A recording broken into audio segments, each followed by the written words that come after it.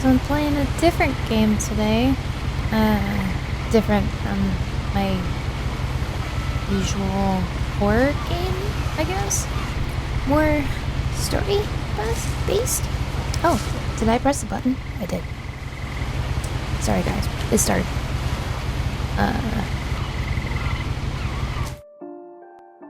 Oh. I have to go to new game because I've played this before. But it's been a long time since I've played it, actually. Just a warning. This game is sad. If you're in a place where you don't want to have something sad to watch, then don't. You don't have to. It is a really good game. I was just reminded of it recently. So I wanted to play it again. I thought maybe it'd be nice. Maybe. Yes. Oh, turn the page. Oh.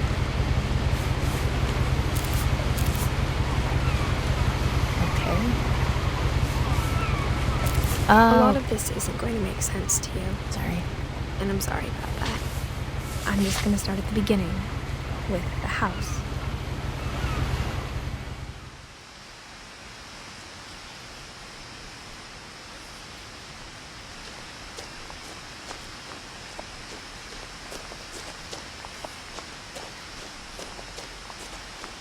I lived here until I was 11, but I wasn't allowed inside half the rooms.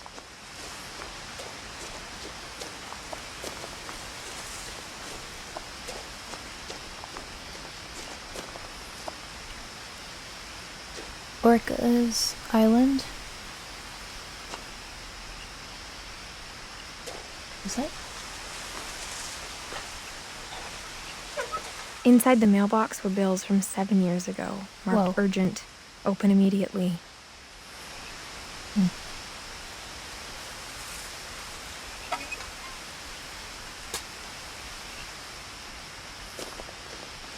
I hadn't been back since my brother Lewis's funeral.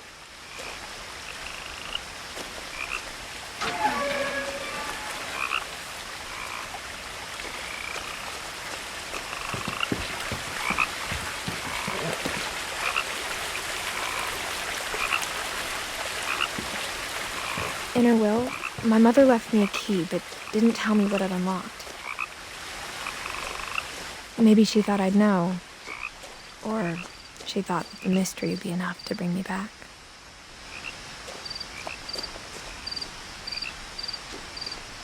Which way? Down here? Or was it up there? Okay, it's not down The truth here. is, even after I inherited the house, I never thought I'd come back to it. But now I had questions about my family that only the house knew the answers to.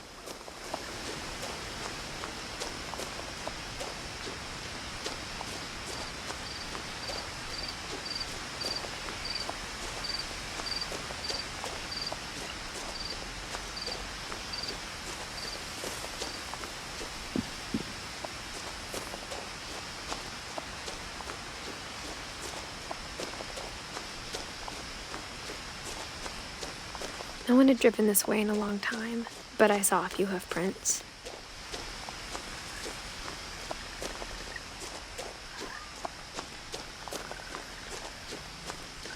Oh. Here.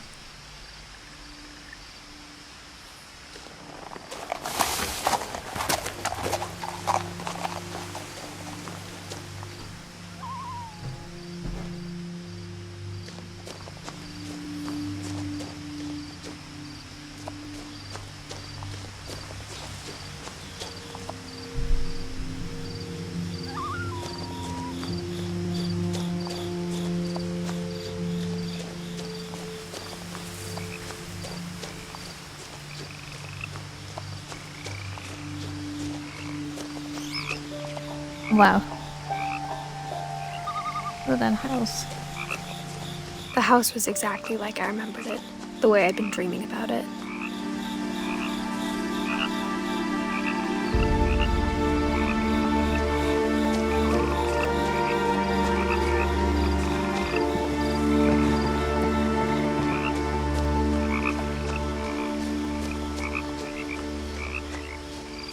As a child, the house made me uncomfortable in a way I couldn't put into words.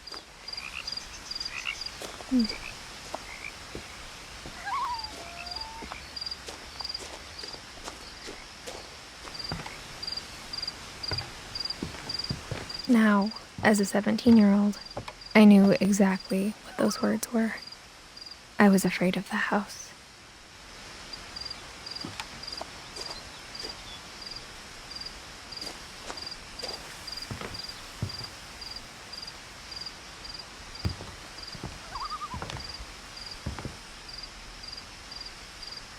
I hoped the key might unlock the front door. It didn't.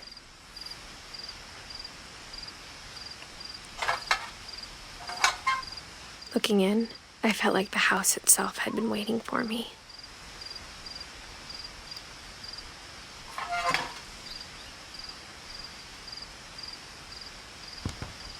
So, another way? Wheelchair ramp.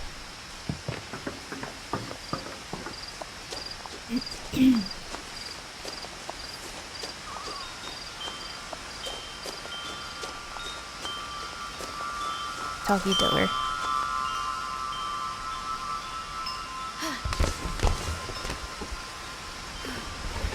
Crawling through the doggy door used to be a lot easier when I was 11. The power had been turned off the night we left.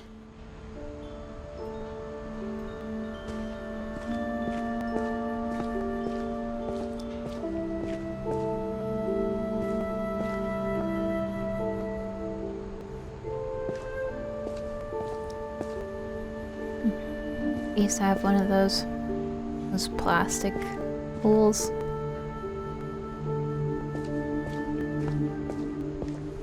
For the first time in years, I felt like I was home.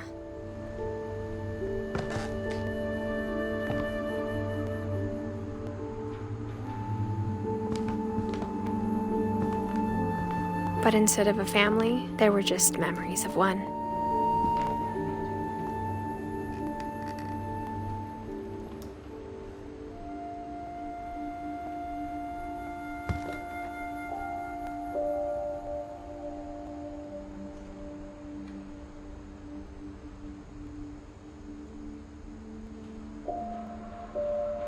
Lots of cookbooks.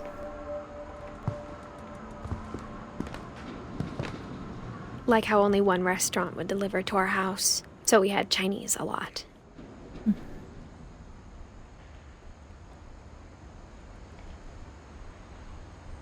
Or how after Louis started working at the cannery, we all got sick of eating salmon.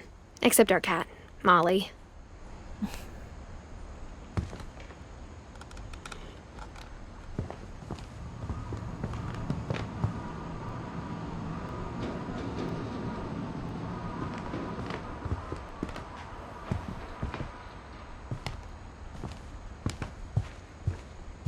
The table was still a wreck from the night we left. It was like a bomb had gone off, killing everyone but sparing the furniture.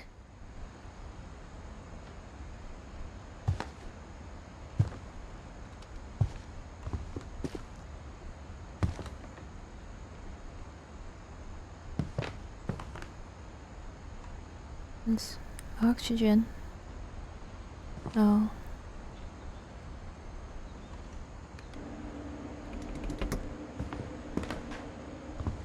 My mom was the only one of us who could imagine Great-Grandma Edie living in a nursing home.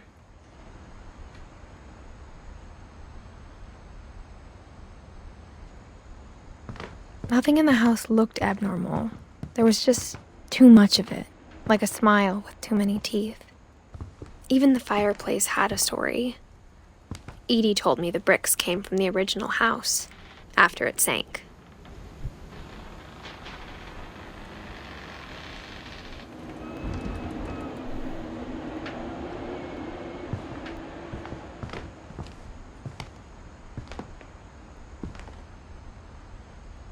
That view.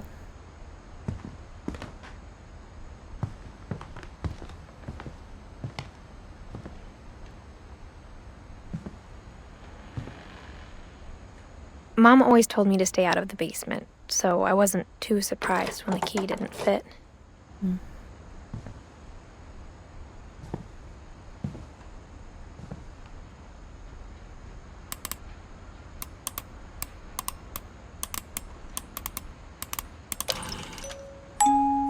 Great-Grandpa Sven built a music box for Barbara, along with the rest of the house.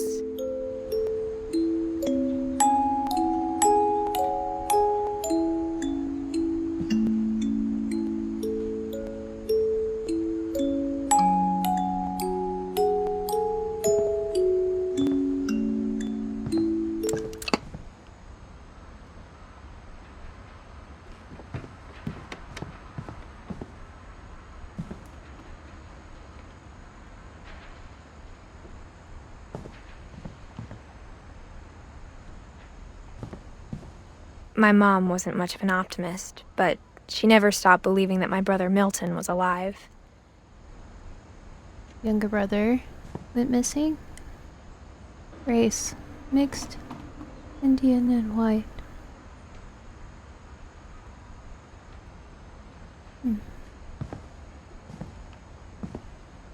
A lot of things got left behind in the whirlwind of that last night.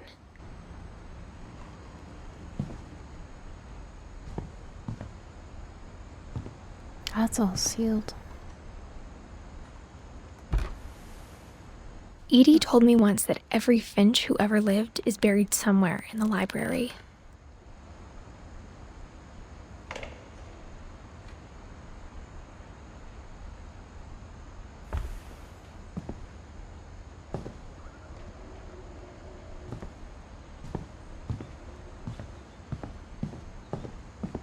So... Okay, yeah, we went that way.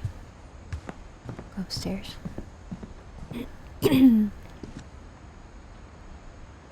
After Milton disappeared, Mom sealed up all the bedrooms.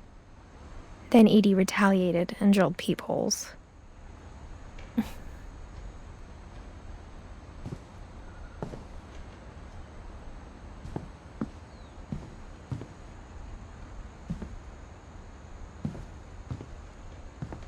Molly.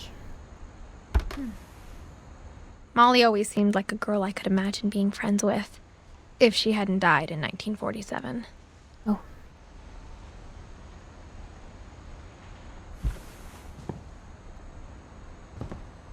Wow. That's young.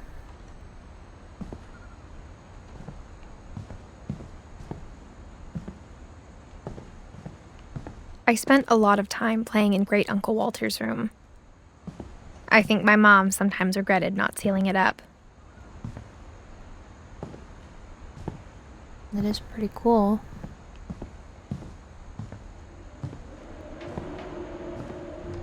Lewis told me there were secret passages, but I never believed him.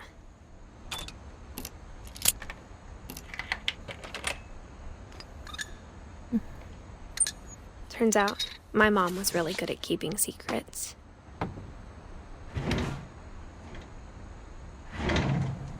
Now it was time to find out what my mom had been afraid of.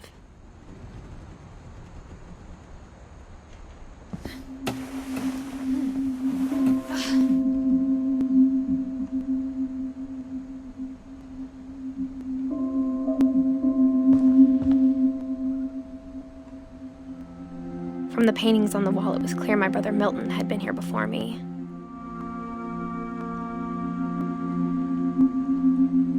Reading this, maybe it sounds like I had a plan.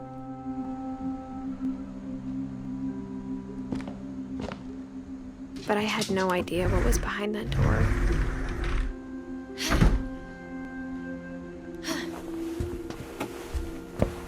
Just like I had no idea where all this was gonna lead.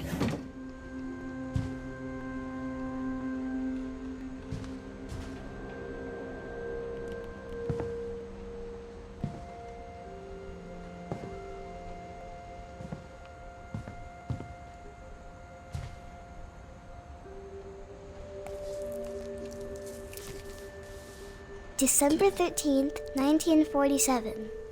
Dear Diary, I'll be gone soon, but I wanted to tell somebody about what's gonna happen. It started when Mom sent me to bed without dinner. I woke up and I was starving, so I looked around for something to eat.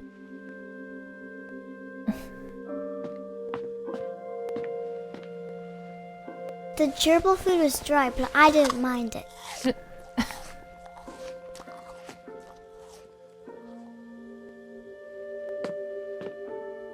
My Halloween candy was all gone.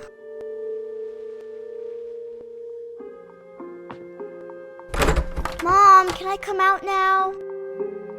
Sweetheart, it's late. Go to sleep.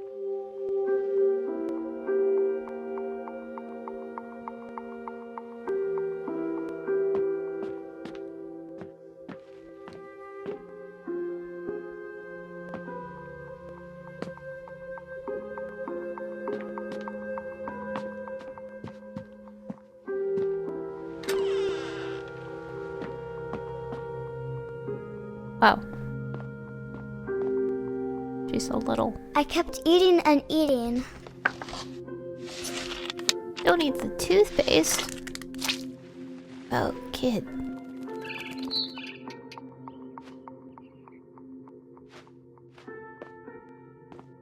I ate a lot of things that night.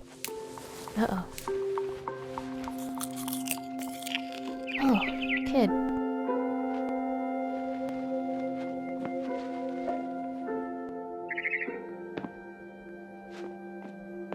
Then I heard chirping outside my window.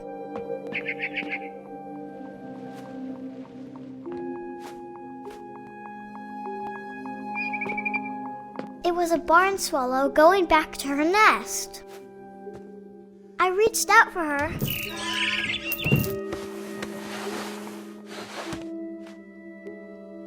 And suddenly, I was a cat.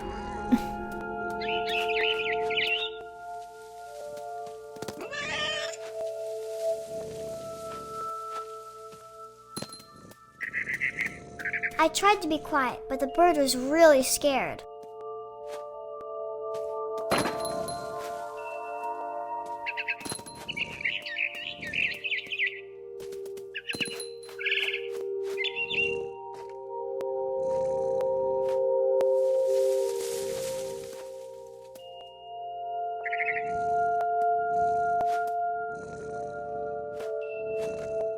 Oh. Wait.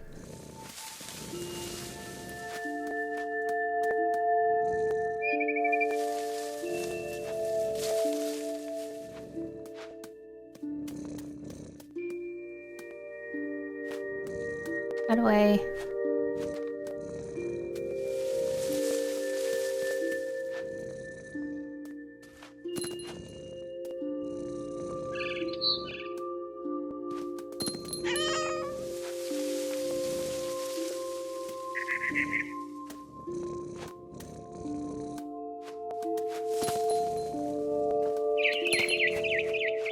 Mom and Dad didn't even look at me.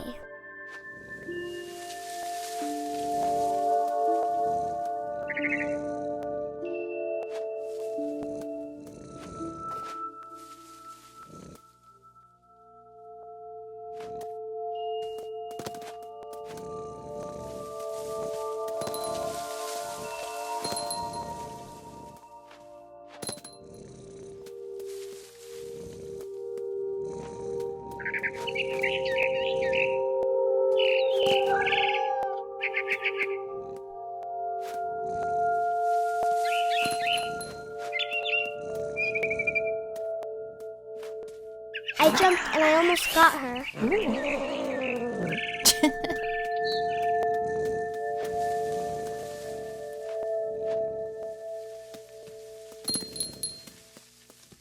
I could tell she was getting really tired.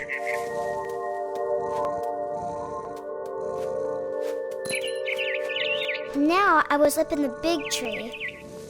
I promised Dad I wouldn't climb it anymore. All I cared about was eating that mama bird.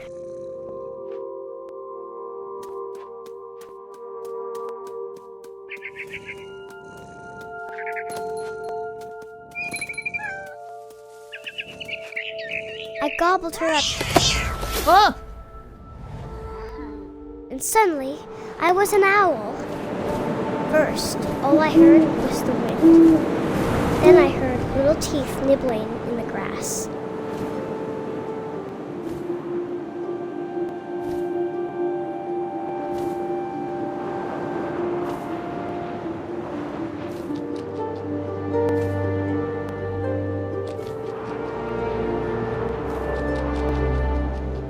Rabbits. Rabbits. Run!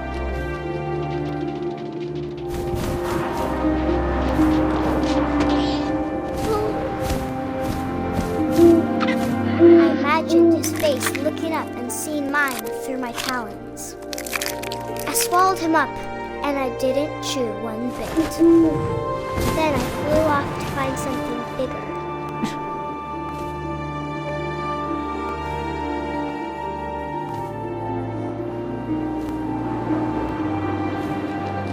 A mama rabbit.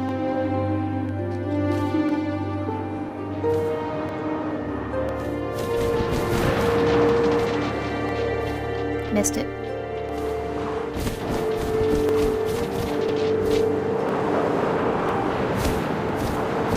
She was almost too big to carry. I started choking, but I couldn't stop eating. Uh-oh.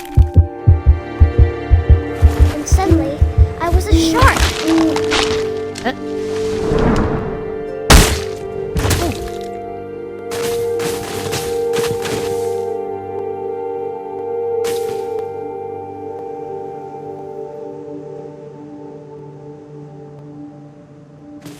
Oh.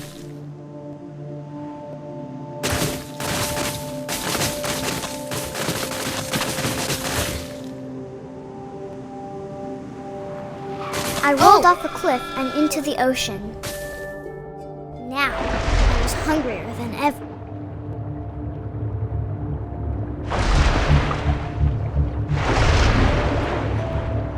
I wanted fat, juicy seals.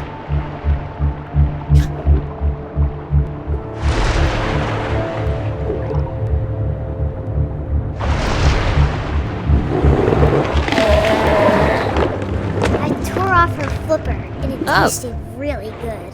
What?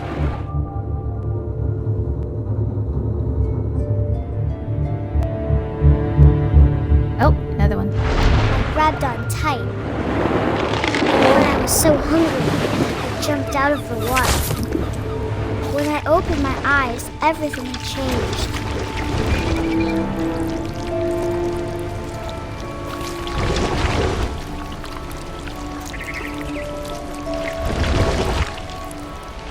Now I was a monster, and I smelled people everywhere.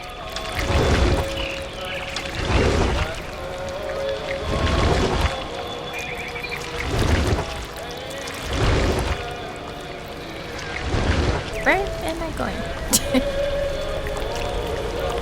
Alright, I must have gone the wrong way here.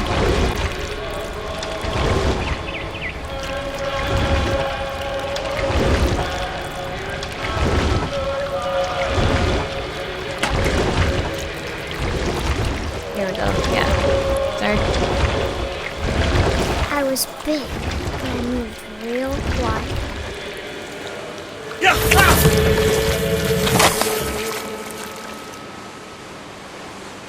Okay.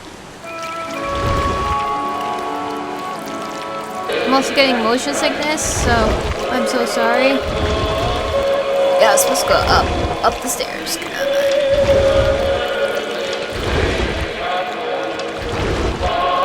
I wanted to stop, but also I didn't.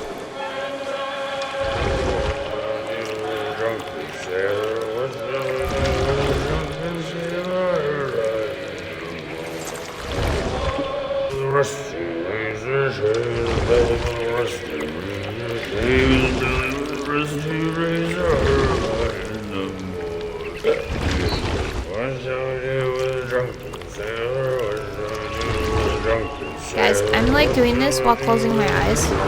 This is making me so nauseous.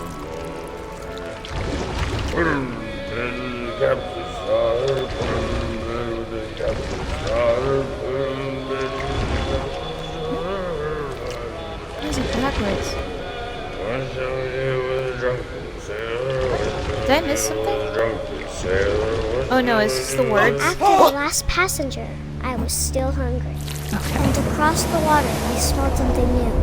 Something I had to have, so I swam towards it.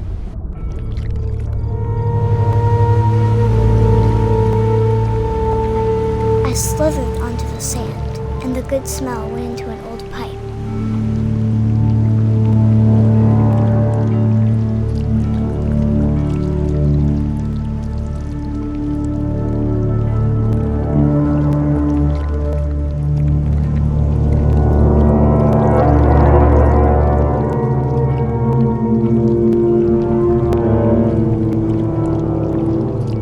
I got closer and closer.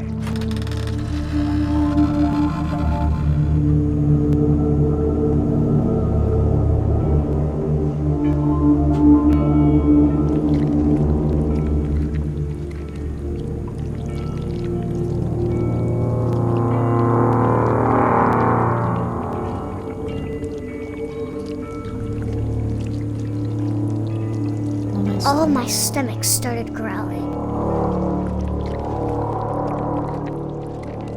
And suddenly, I was me again. I held my breath for a long time, but I couldn't hear anything. I think it's waiting for me to fall asleep. But it's not going to wait much longer. It needs to feed, and we both know I will be delicious.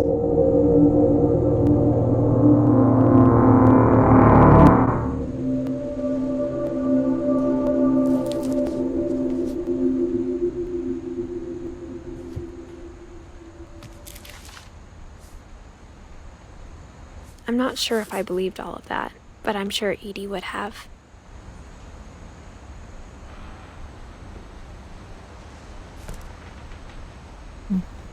I got the sense Edie had spent a lot of time here before my mom sealed the doors.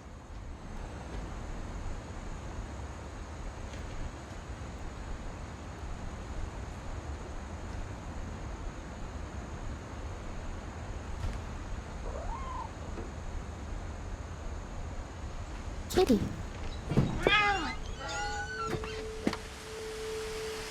Kitty. Where'd Kitty go? This will be obvious later, but my mom never told me any of these stories. Edie would have, but Mom didn't like bringing up the past. Though, when we adopted a stray kitten, she was the one who named it Molly. I spent a lot of time in Great-Grandma Edie's room.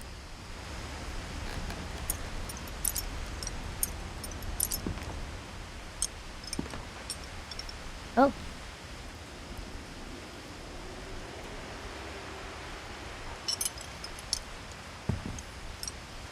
Do you like birds?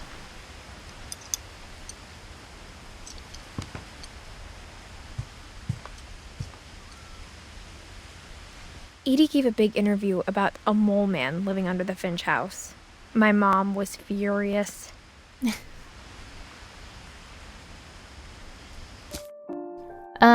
Let me see something. Just turn it up a little bit. Alright, hopefully it's saved. I hadn't thought of myself as Edith Jr. for a long, long time.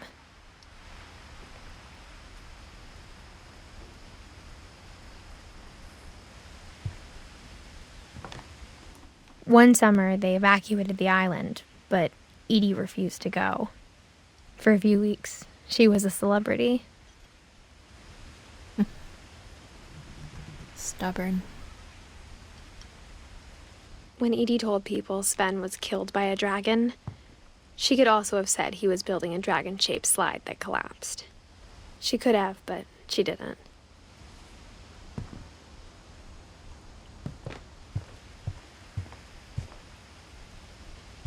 Her room was like a museum. Oh. For 500 years, the Finches have been famous throughout Norway for their fortune and misfortune. Odin Finch buries the latest victims of the family curse, his wife Ingeborg and their newborn son, Johann. On January 7th, 1937, he set sail with his family and his house, hoping to leave the curse behind. But 40-foot waves off the coast of Washington send the house and Odin to the bottom of the sea. Odin's daughter Edie, with husband Sven and baby Molly, step ashore on their new home, Sorry. Orcas Island. Alarm. Sorry. Odin Finch is the first to be buried in the new family cemetery. His daughter Edie is already dreaming of a new Finch house.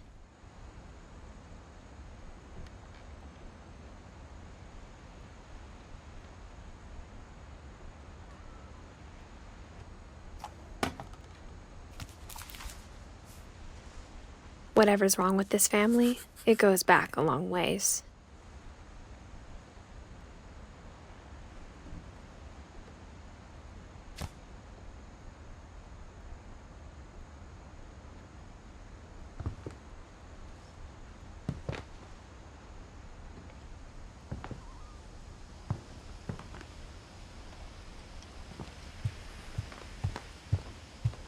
Even in her 90s, sometimes Edie seemed a lot younger than my mother. This rug.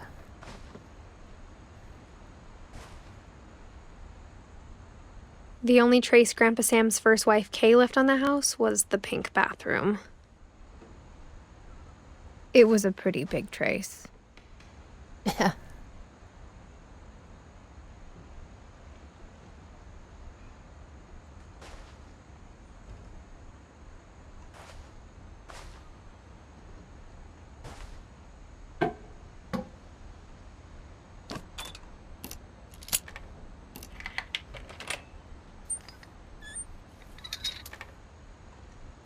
There's a secret in this bathroom.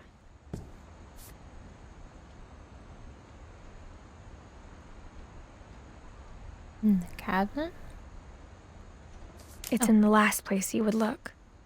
It isn't in the cupboard. It's hidden in this book.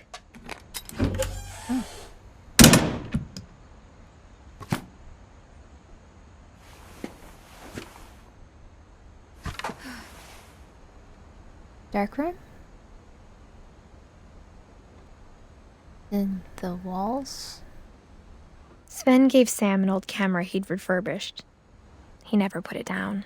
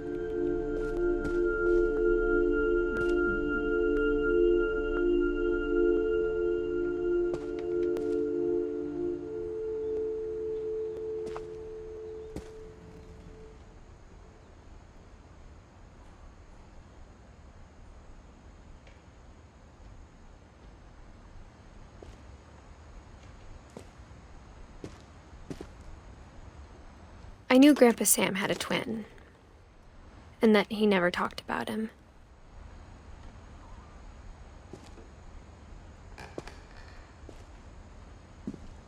I guess my grandpa didn't like history any more than my mom did.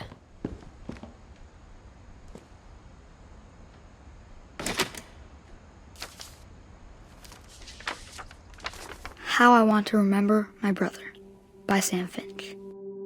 The thing I remember is that when he made up his mind, that was it.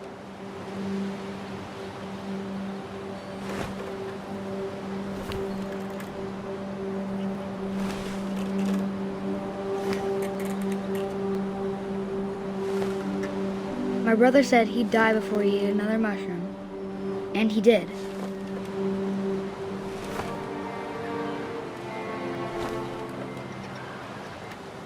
Am I supposed to? Oh, both feet? Oh, I see. I see. At Barbara's funeral, we swore we'd never be afraid again. And he wasn't.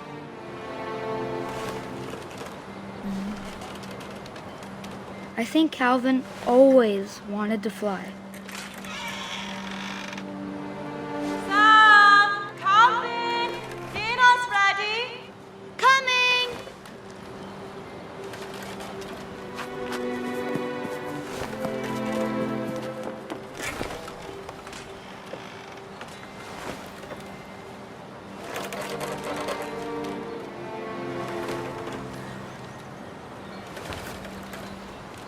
But that day, he finally made up his mind to do it.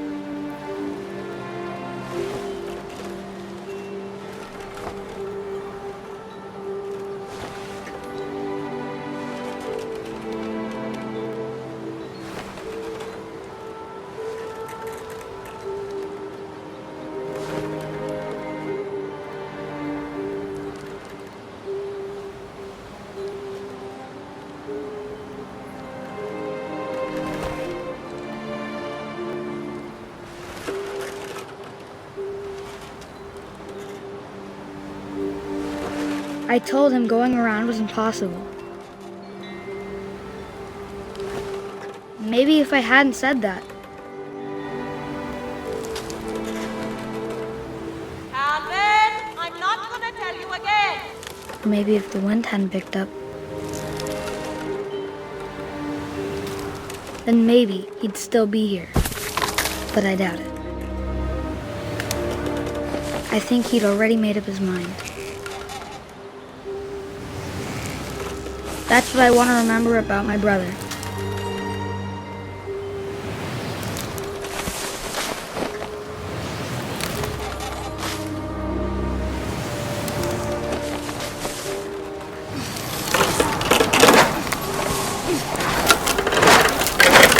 The day he made up his mind to fly. And he did.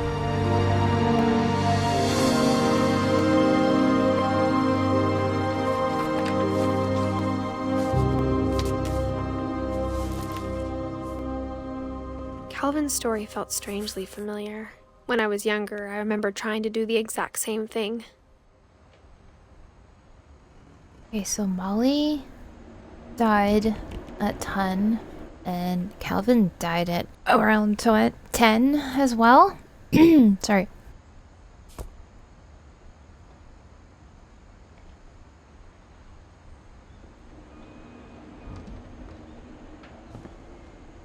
I'm having a little bit of a hard time with motion sickness still.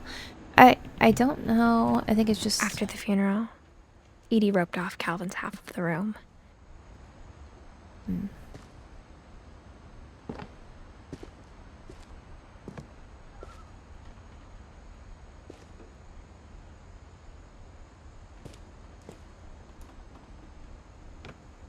Mom said Grandpa Sam enlisted at 18 and never set foot in the room again.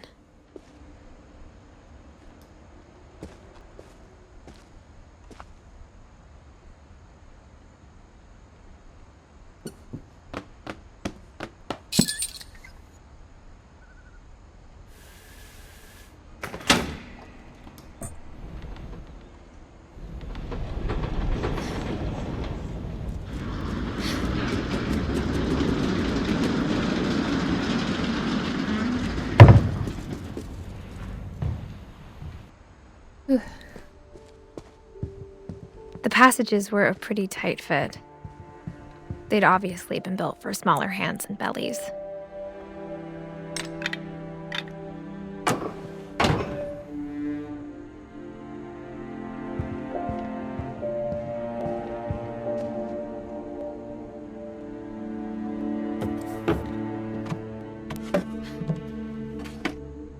Growing up, I always thought of Barbara as a child star.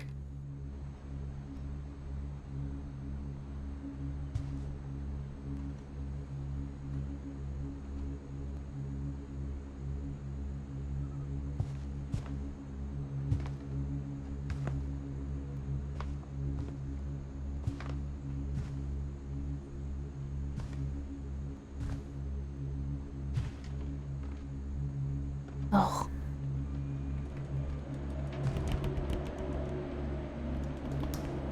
I never thought about how hard it must have been for her afterwards.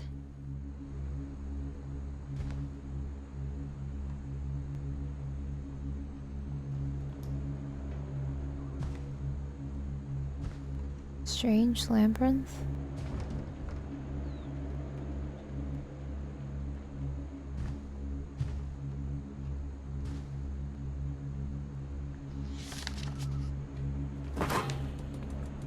Of all the stories people wrote about Barbara's death, I'm surprised Edie saved this one.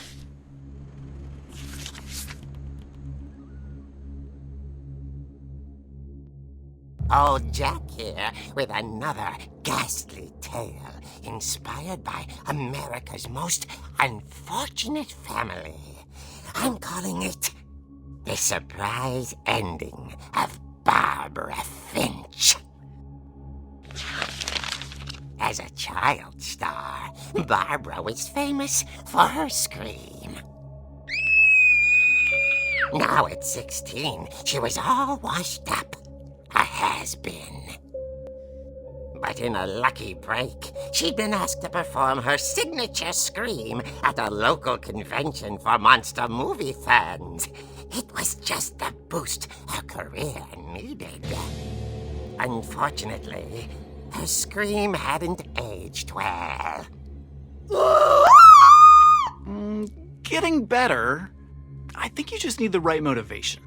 Her biggest fan and current boyfriend, Rick, was about to demonstrate when... Now that was a great scream. It was Barbara's father, Sven. He'd slipped into a table saw and had to be rushed to the emergency room. So Barbara got stuck babysitting her youngest brother, Walter. Her convention comeback was cancelled. Okay, I'm hearing frustration, but I'm not hearing terror. What if I tried... A gang of hoodlums in Halloween masks have been terrorizing Orcas Island tonight. Police are urging residents to... That came from the basement. You're right! Also, I loved your delivery on that. Why is your basement door locked? Because my dad likes making puzzles and secret passages. There's a key hidden in the music box. The secret is to keep winding and winding until finally the key pops out. Thanks, babe. I'll be back in a sec.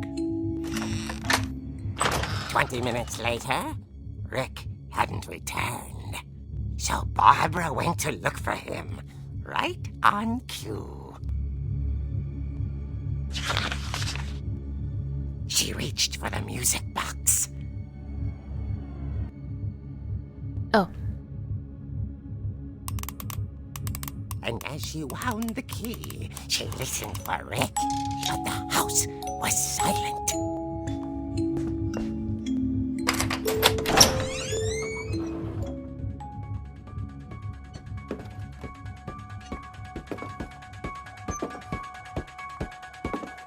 She found Rick's crutch and imagined the worst.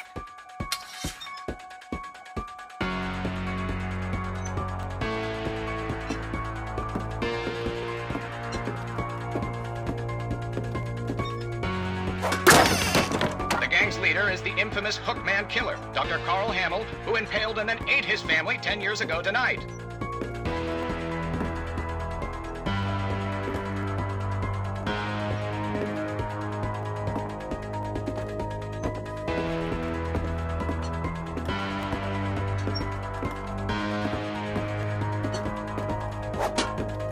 Wait.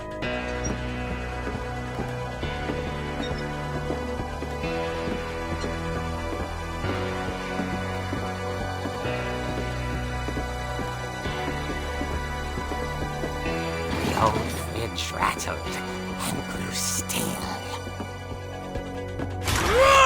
Oh dear!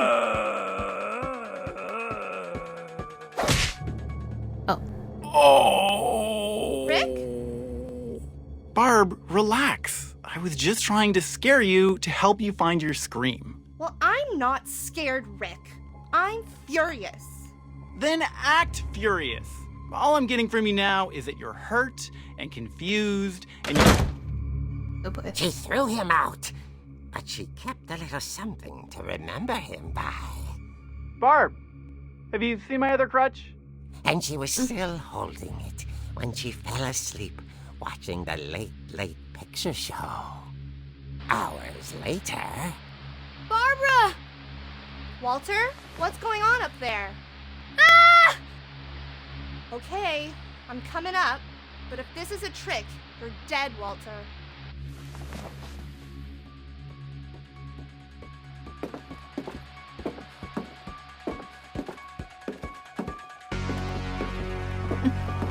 I wonder if I'm gonna get copyright for this.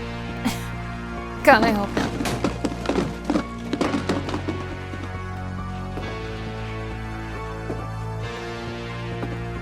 Which way are we going? This way? Walter, are you there? Walter had vanished, but his bedside radio was still on. Orcas Island police describe the man as 6 feet tall, with a steel hook for a hand. Residents are urged to lock all doors and windows and notify the police of any suspicious activity. Barbara turned, saw the hook man, and was speechless. He was quite smashing.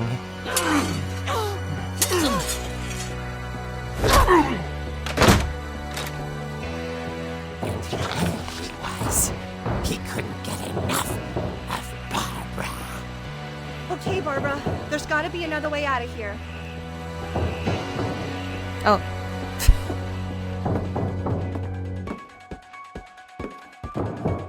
Oh. That night, she played her part beautifully.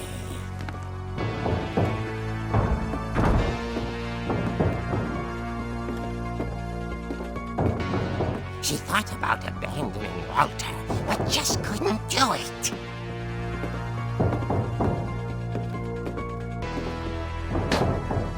Oh. Where am I going? Molly's door hadn't been opened in years. The hinges groaned.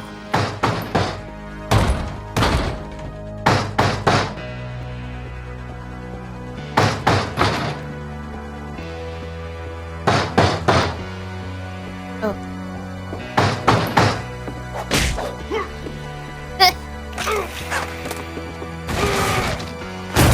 He wasn't moving, but she sensed the story might not be over yet.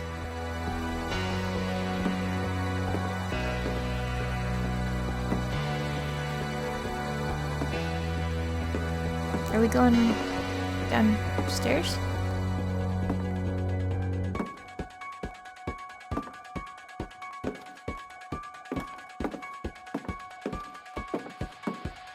The hookman had vanished.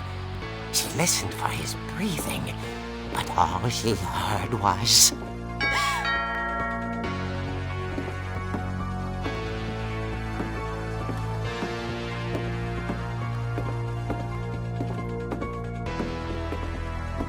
Someone at the door was dying to speak to young Barbara. At the door, she heard whispering. It was coming from inside the house.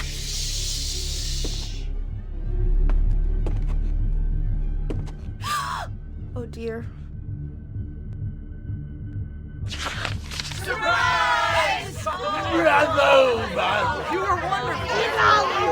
monsters had come to surprise her. For Barbara, it was a dream come true. Then she saw what kind of monsters they were, and she realized what was about to happen. She was going to be famous.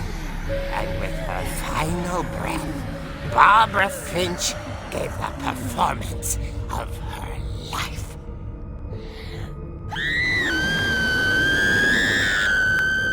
I wasn't there myself, but I hear Barbara was magnificent. Poor girl. She had a taste for stardom. But unfortunately, so did her fans. Of course, the police blamed it all on poor Rick, who disappeared the same night. And little Walter? Hiding under his bed the whole time. He took it all pretty hard, but that's another story.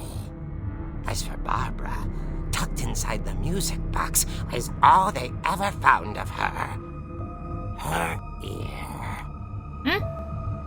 Now that's what I call a real eerie tale.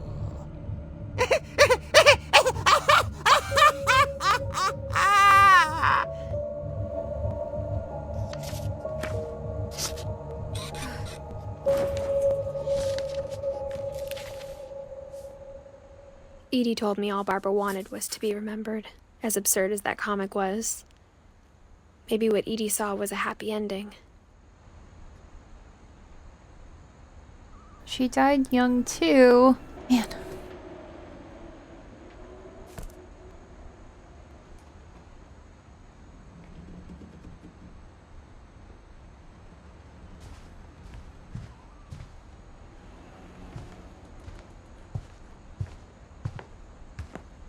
Have to go back that way, I think. Yep.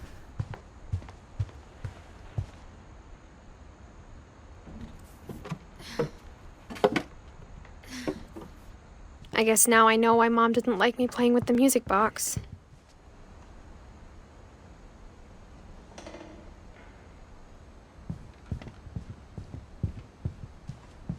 Okay, I'm gonna go back that way in a second.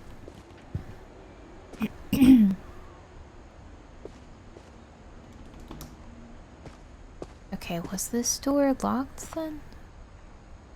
Yeah. Yeah, it was. It's funny. Okay. All those times I played with the music box and never found the basement key.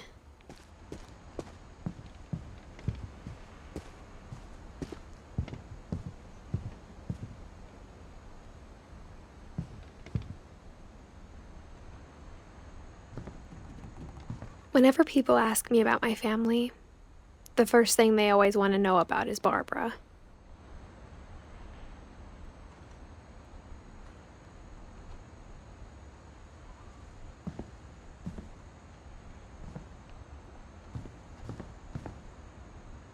Alright, music box. Oh. There's an attic up there. Wait a minute.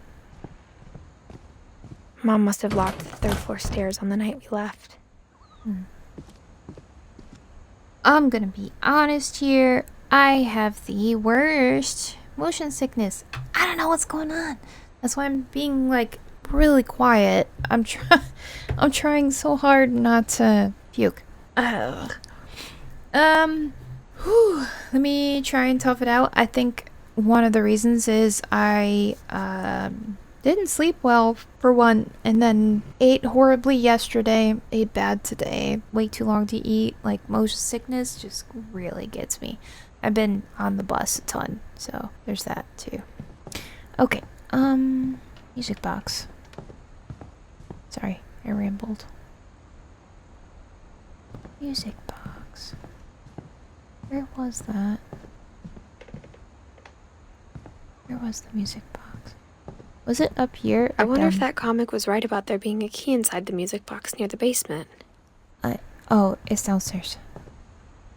Thank you.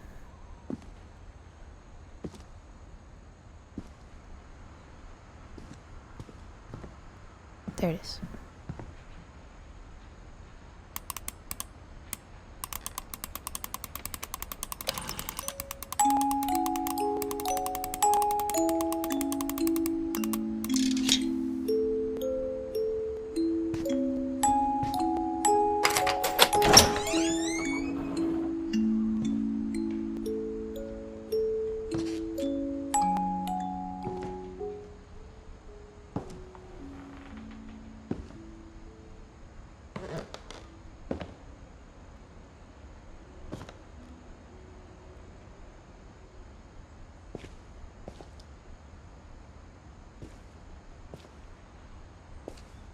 typical looking basement.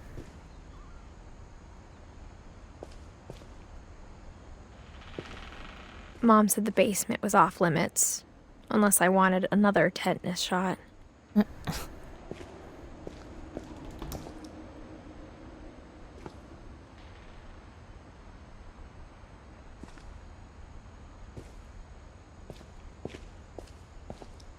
I saw Edie sneak down to the basement once, carrying packages.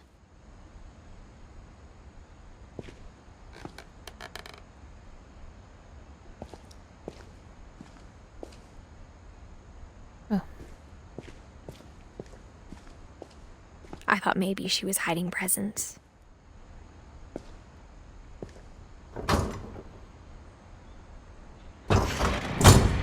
It turned out she was hiding a lot more than that. Okay, room.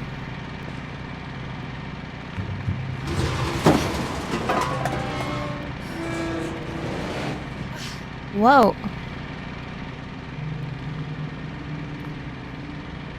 I remember asking Mom once about where Walter had gone.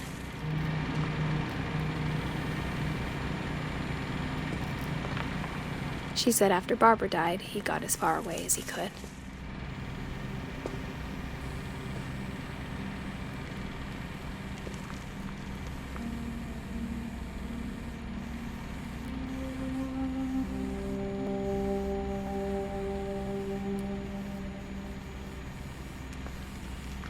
If there's a pattern in all these stories,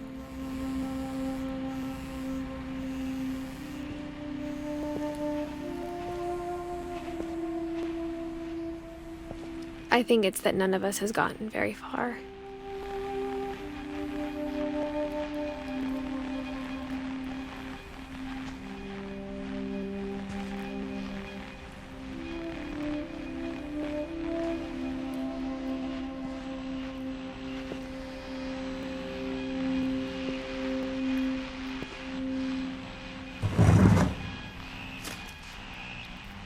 Goodbye, everyone.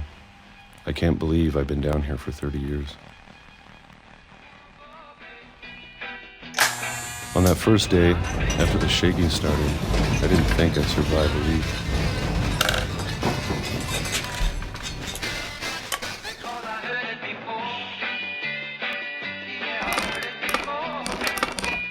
But after a few days, I settled into a routine. That's what kept me sane. Having a schedule, living for today. I always expected to be dead tomorrow. But if you wait long enough, you get used to anything.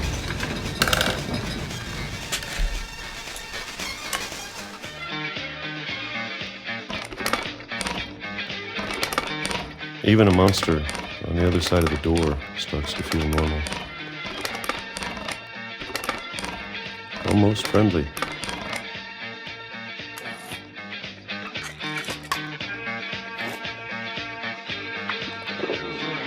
And then one day, everything just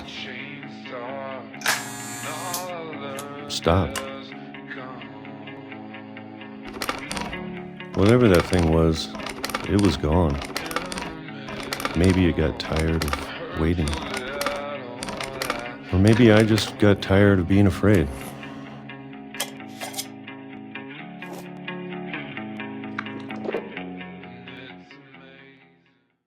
It's been a week now, the longest in 30 years. I'm done waiting. I have to leave while I still can.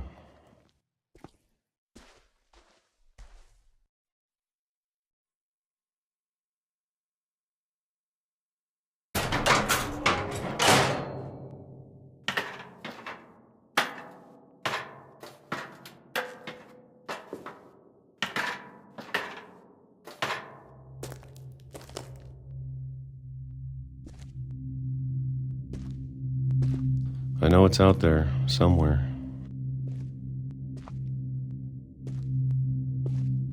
Whatever killed Barbara.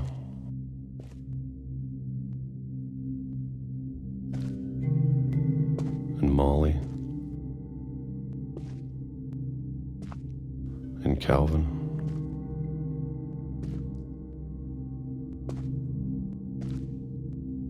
Maybe this is all a mistake. But I need to stop living the same day, even if it kills me.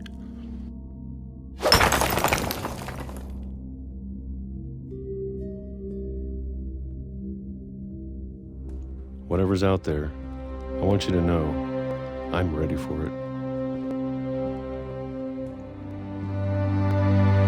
I'm going to appreciate all of it, especially the food. I don't mind if I only have a year left,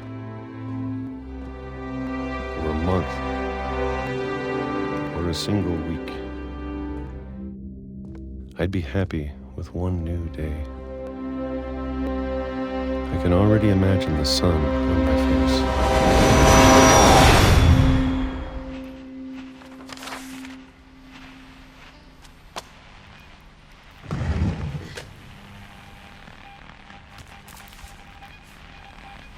Walter died when I was 6. I can't believe my mom never told me he was down here.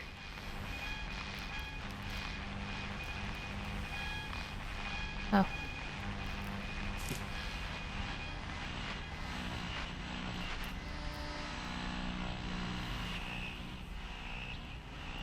I'm sure my mom was trying to protect me.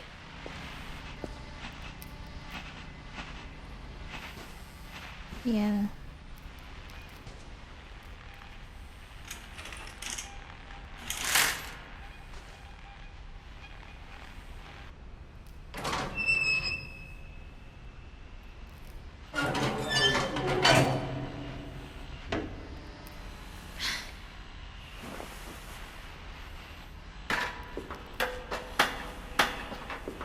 Maybe she was afraid I'd end up like Walter.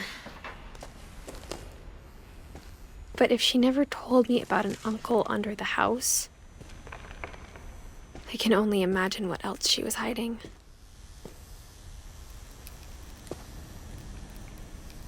I don't want to make the same mistakes she made.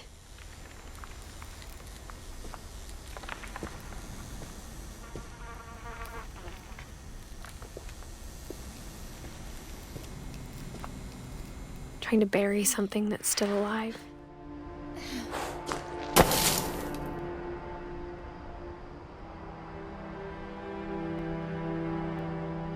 Now that there's only one of us left, or maybe 2, I thought it was time I heard the stories for myself and found out what happened to everyone else. But now I'm worried the stories themselves might be the problem. Maybe we believed so much in a family curse, we made it real.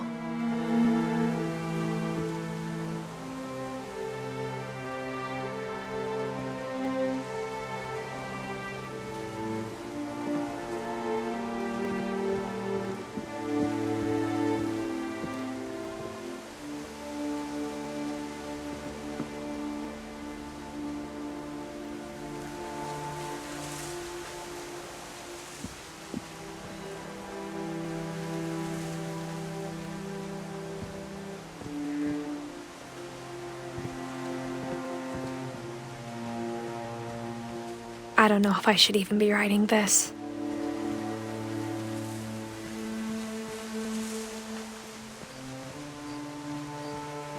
Maybe it'd be better if all this just died with me.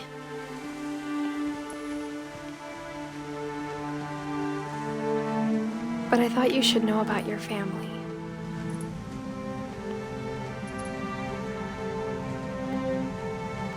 And the history you're a part of.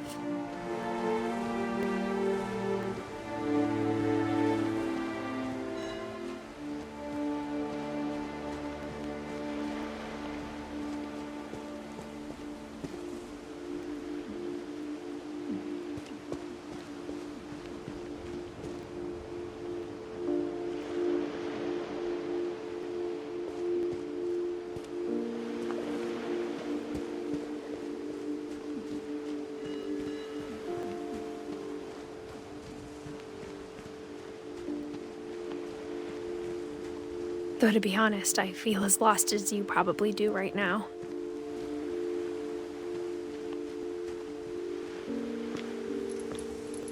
I think the people in these stories believed them, for what that's worth.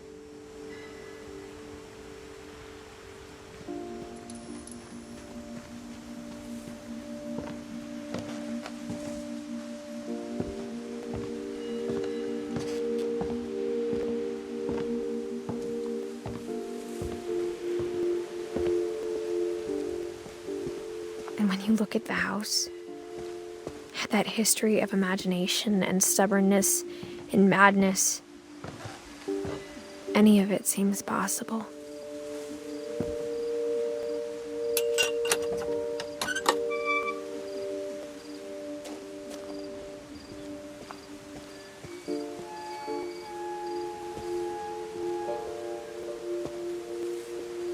I think we've been surrounded by death for so long, we've just gotten used to it.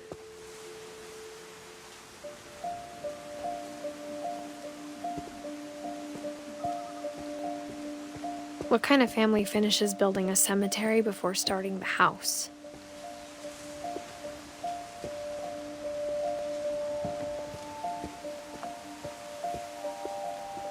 It's embarrassing for me to admit this, but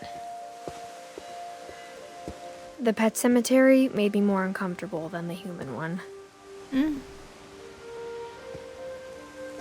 3 of the gerbils are mine, and 2 had been my fault.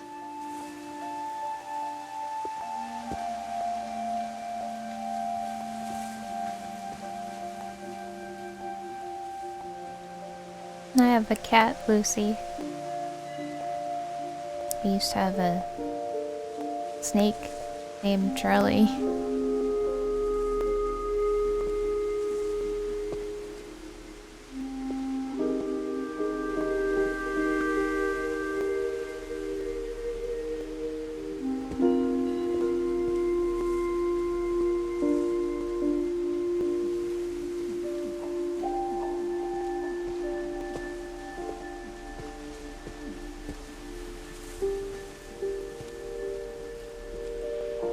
Sven built the house, but it was Edie who designed the cemetery.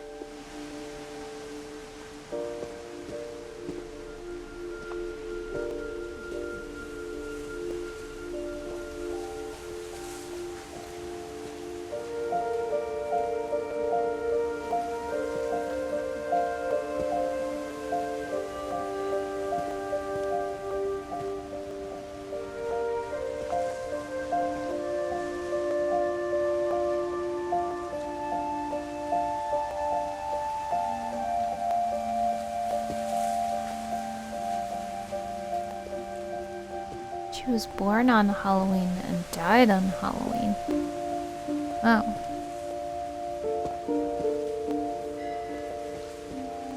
I'm sure Odin's monument had been Edie's idea.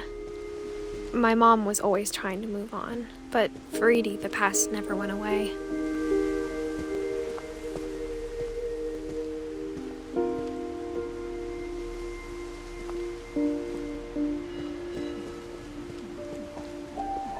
She could see it poking out of the water at low tide.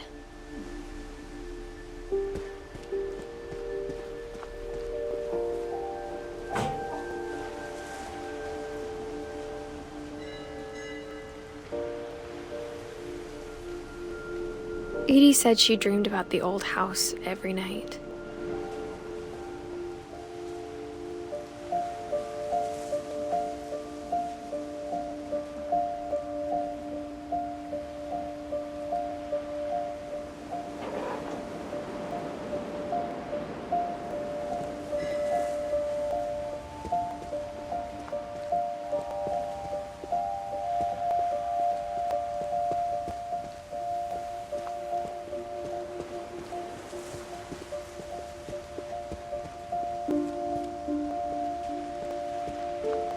Edie's side was always easier for me to understand.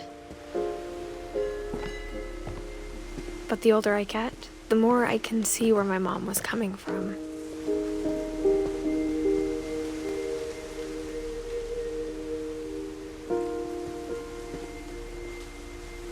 She lost 2 of her brothers, just like I did. I get why she tried so hard to protect us.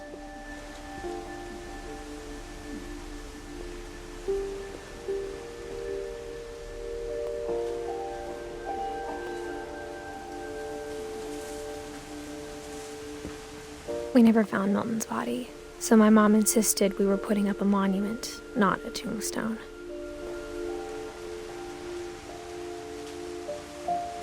$1992.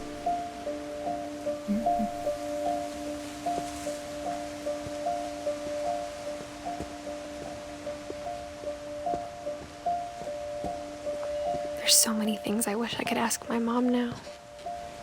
Part of me thinks this is what she wanted all along. For me to come back someday and find everything out for myself.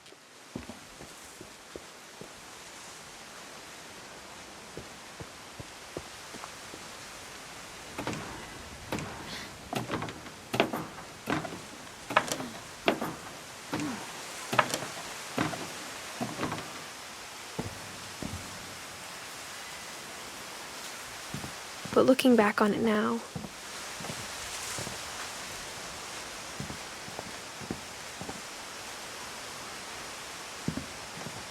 if she told me there was going to be so much climbing, I never would have come when I was 22 weeks pregnant.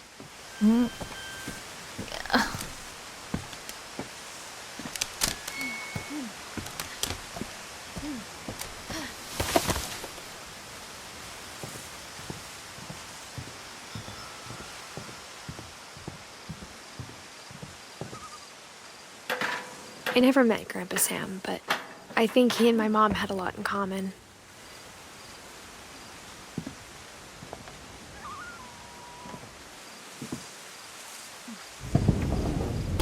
They were both pretty intense.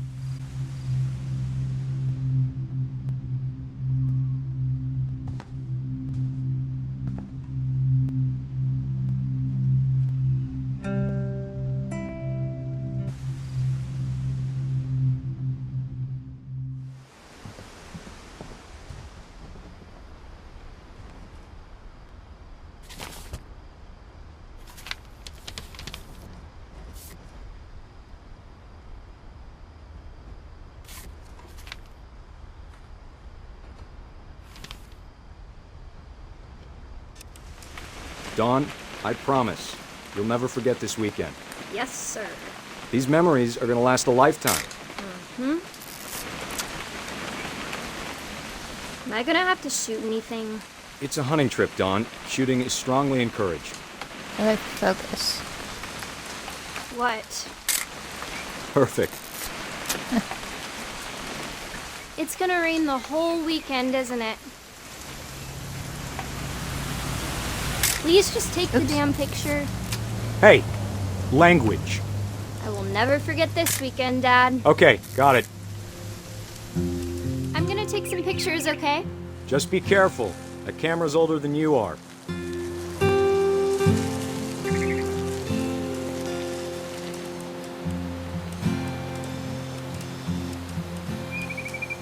You're right, Dad. It's starting to clear up. Still freezing, though.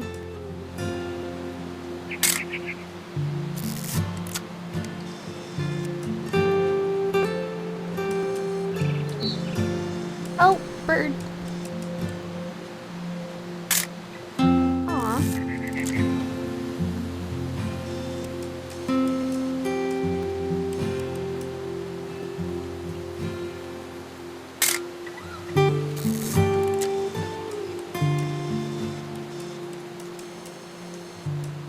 Definitely should not have drunk all that coffee.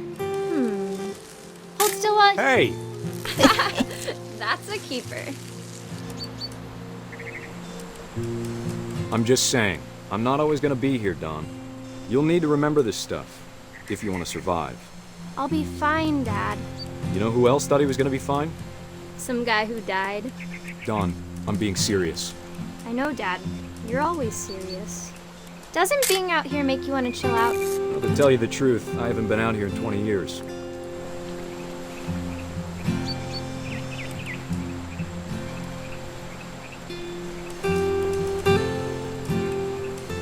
Last time I was with my brother Calvin.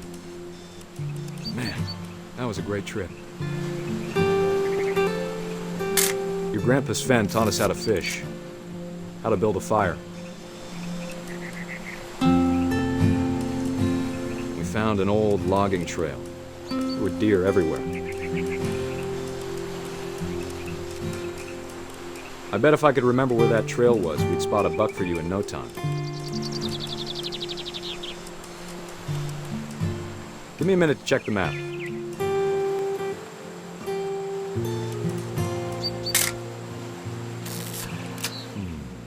Oh. Dad! Good eyes, Dawn. Before you take the shot, let me get a picture of you. What?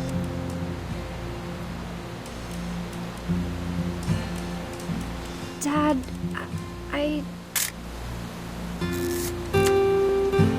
Let me get behind you. Don't do it! Do I No! have to do this? Dawn, No. you don't have to do anything. But if you want to survive, you'll need to be strong. Great shot, Dawn! Oh! Oh. I'm proud of you, Dawn. Always remember that, okay?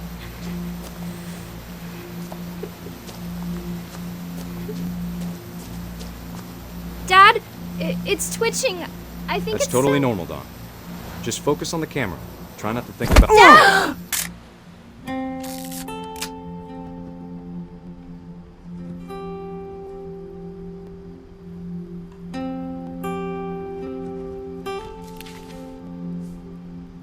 Of all these stories, that's the one I wish most that my mom had told me. Well, that was messed up.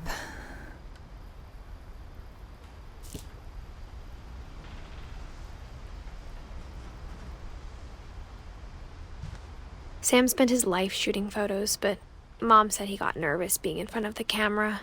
I guess we're all afraid of something.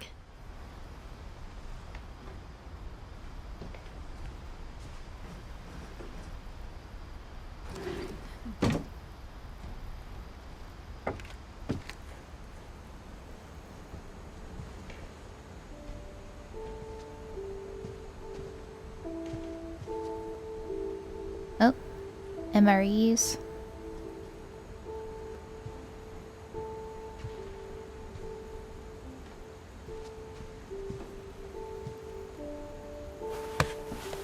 After Sam died, my mom and Edie got really close. They'd both lost a lot.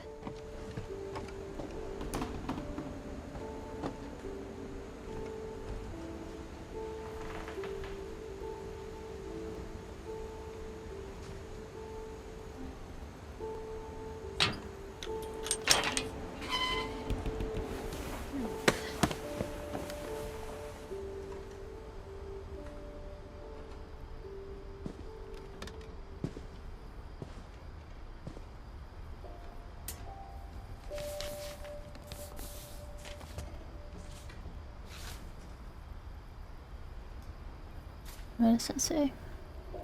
Lawsuit. Wait. I was reading it.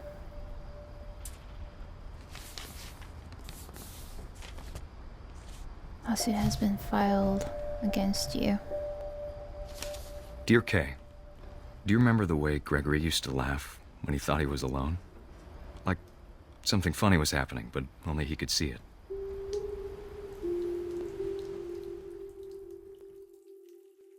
I think he saw things the rest of us don't.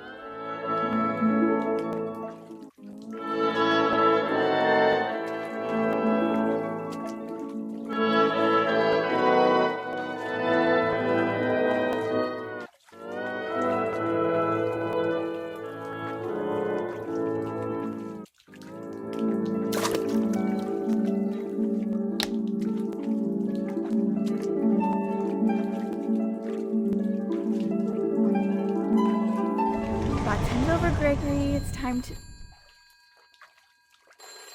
Hold on, sweetie. Hello? Sam, I told you I don't want to talk right now. I wonder what he saw.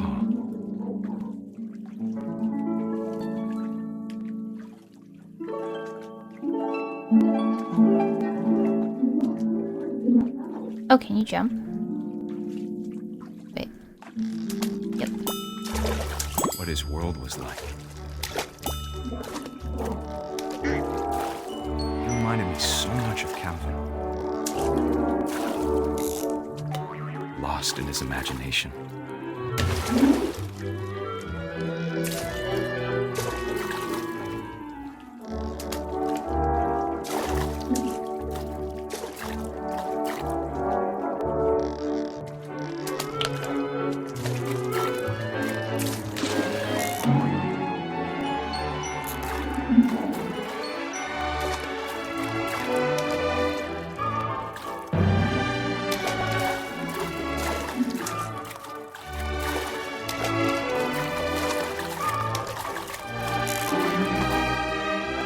Am I supposed to get that soap?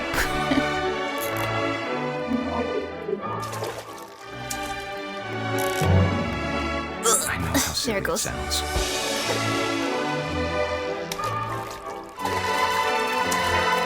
But I worry about a baby being too happy. But I can feel him slipping away. Sorry about that, Gregory. I know you did everything you could. Maybe if I hadn't called that night. Damn it. Hold on, I don't want Gregory to hear this.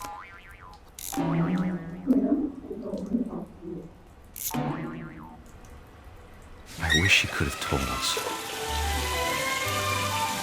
about the world he saw.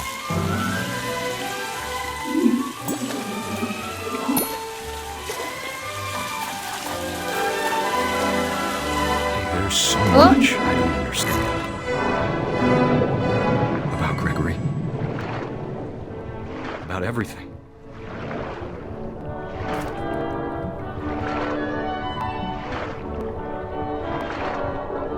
But I know what happened wasn't your fault.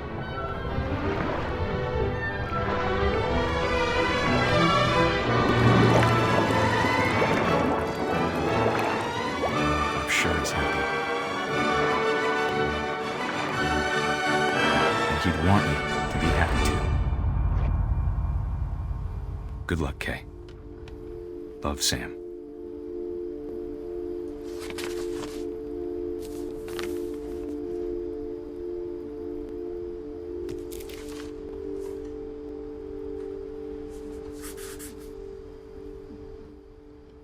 Wow. He's like a year old.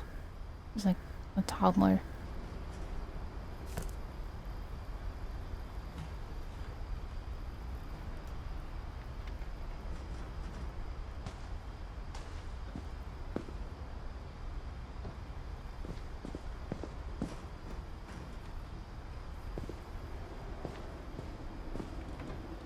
I can't imagine my mom ever writing poetry, and yet...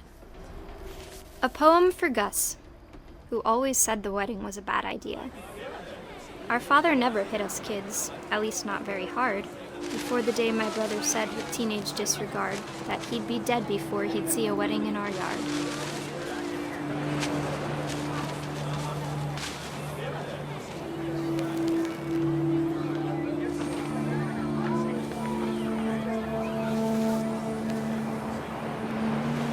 My father made him come, of course, but Gus stood far apart, just flew his kite and bottled up the storm inside his heart.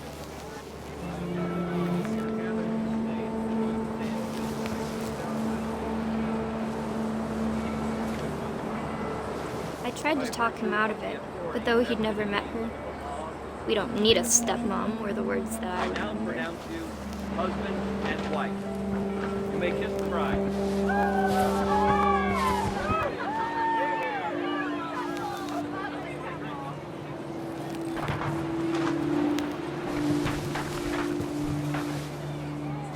When the time for photos came, Dad ordered him to come here. But Gus declined, and as a sign held up his middle finger. Okay.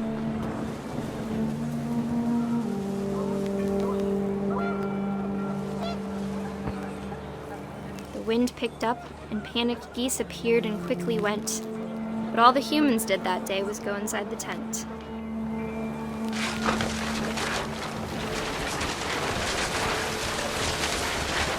The rain came down in buckets then, but no one seemed afraid that nature might destroy the tent our dad had crudely made.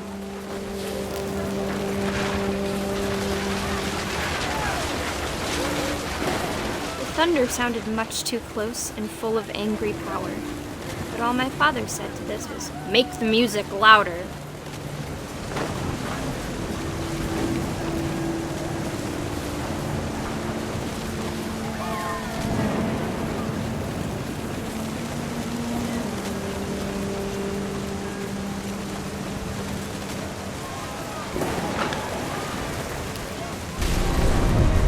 Oh.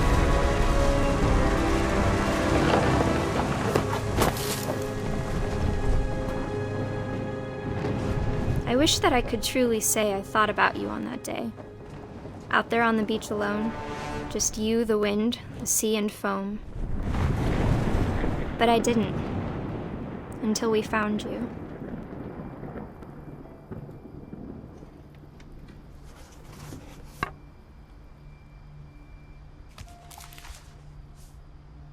She never talked about him, but Mom told me once if I was a boy, they were going to name me Gus. Well.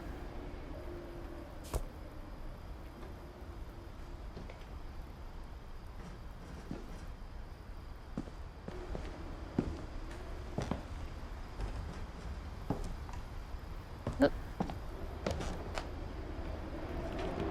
Oh, can I climb this? My mom moved up to the loft after her brothers died. At the time, it was as far away as she could get.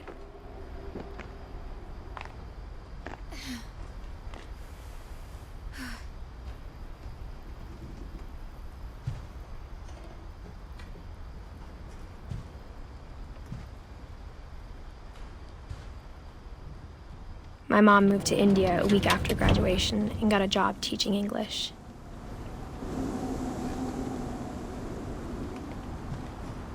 She spent a summer building houses in Calcutta, where she met my dad, Sanjay.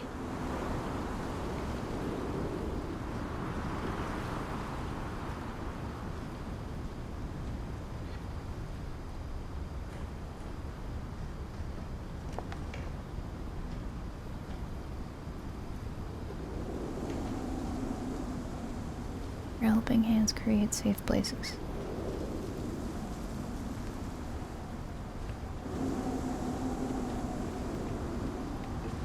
Lewis was born a year later.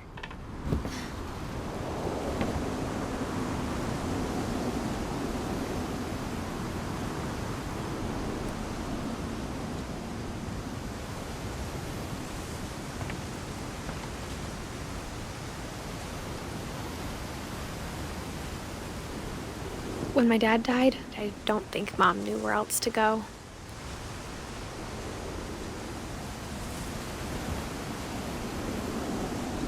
I'm sure Edie was happy to have her back.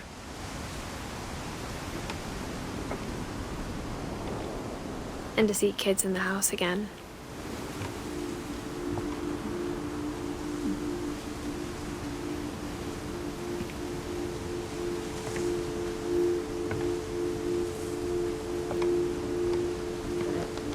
The house had to get a little bigger, but Edie was used to that.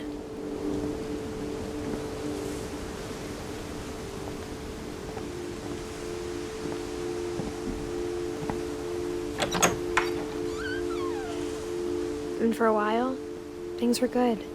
Almost normal.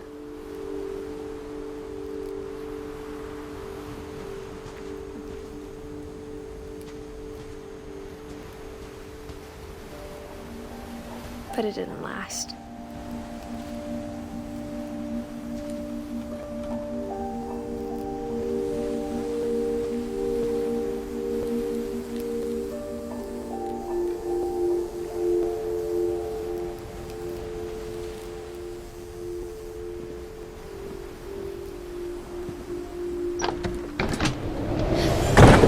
The beginning of the end was Milton's 10th birthday. when Edie gave him a castle.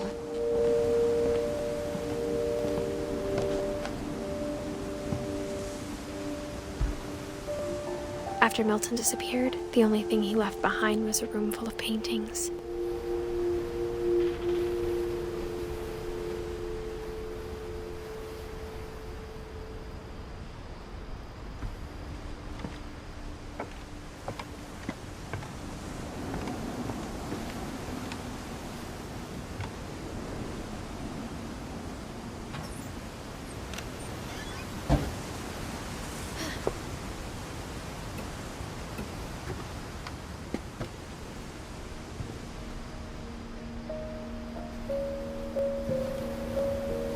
I think Edie was happy to finally have another painter in the family.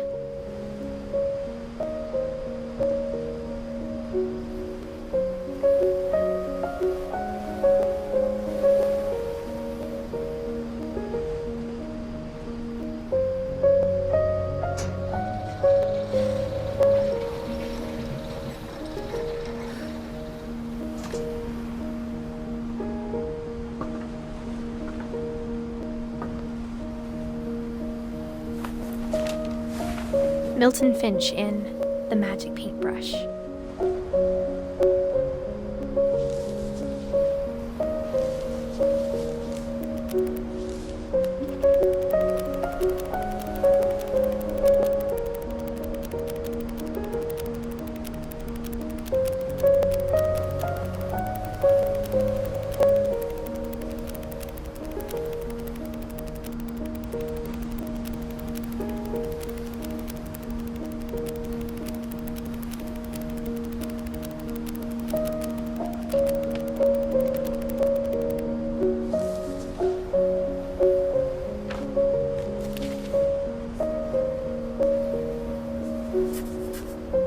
I was 4 when Milton disappeared.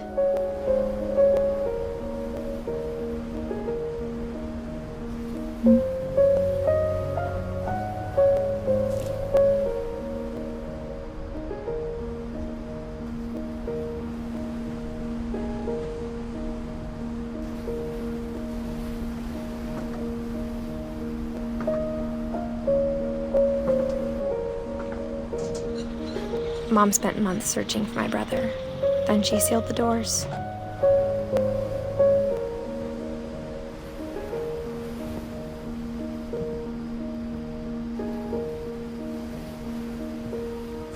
Whatever Milton had found in the house, Mom didn't want it getting out.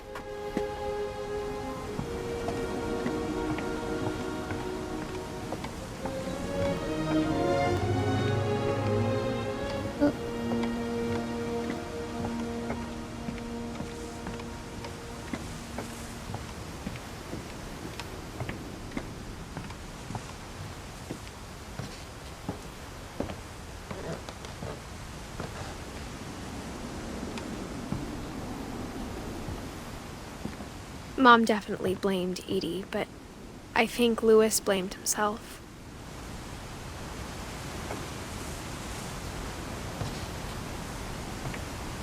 After he graduated, he just spent more and more time in his room, until Mom got him a job at the cannery.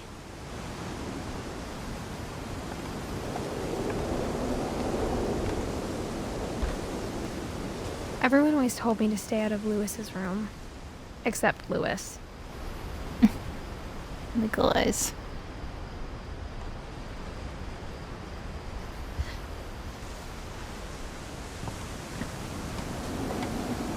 Wait.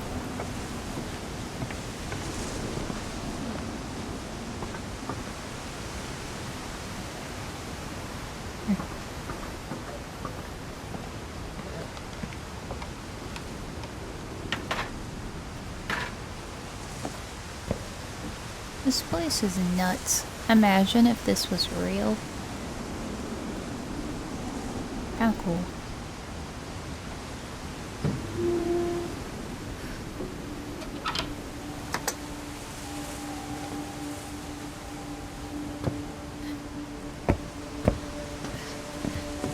Louis's room smelled very, very familiar. That part of him lived on.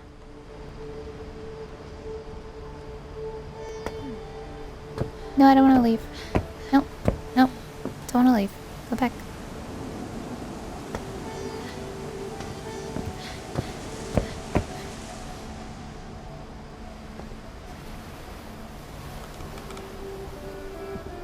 Wonderland Turbo. Lewis and I spent a lot of time playing games together, but he was surprisingly bad at them. He died a lot.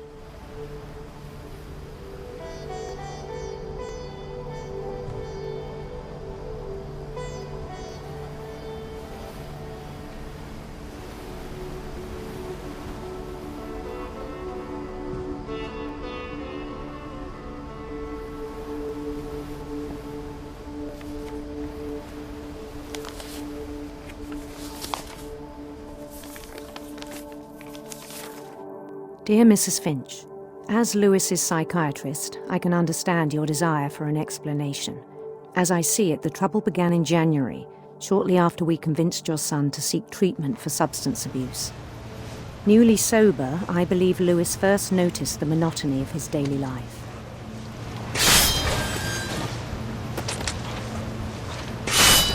He kept working at the cannery, but he withdrew part of himself. In our sessions, I saw the same behavior. His mind began to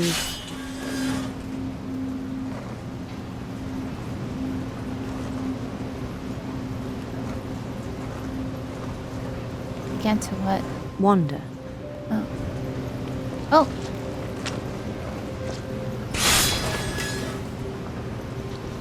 I asked him to describe it. He said he started small, imagining a labyrinth.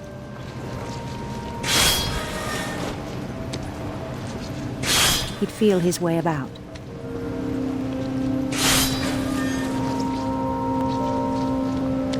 Then something moved. Bats. And toads. Huh?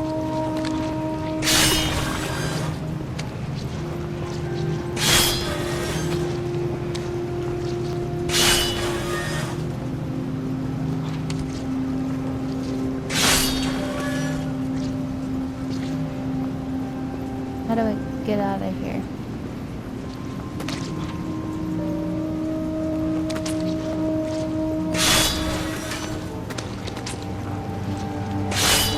And things that have not names.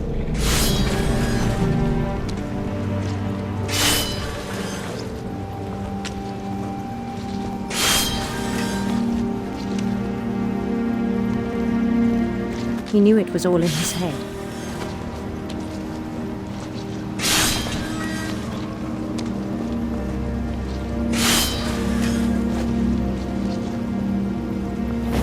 He took it very seriously.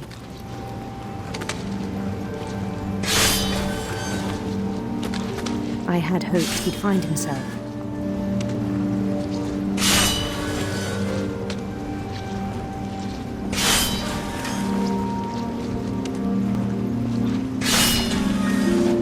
But he found something more. I worried about him then.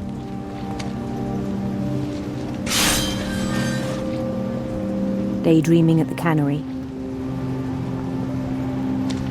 I spoke with his boss.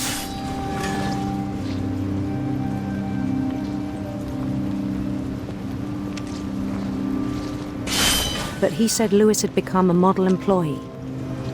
Methodical, tireless, focused.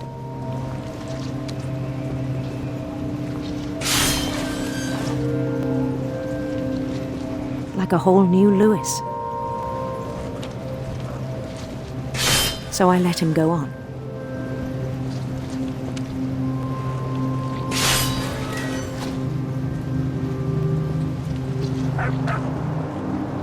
I even encouraged him. It seemed very promising at first.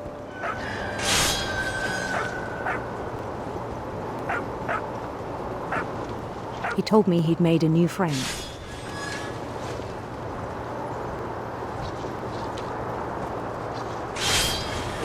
On the edge of a city he named Lewis Topia.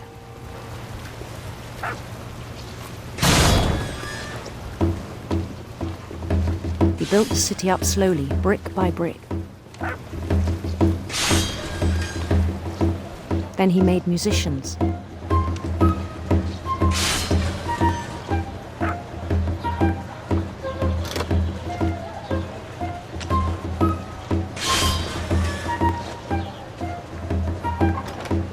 And songs for them to play.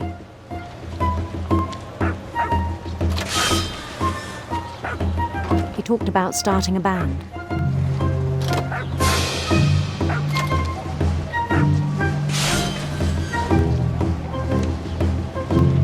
And he was always humming something. Every day his imagination grew stronger.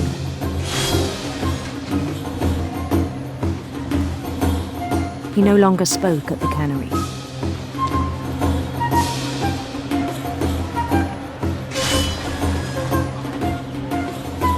But his chopping was as reliable as ever.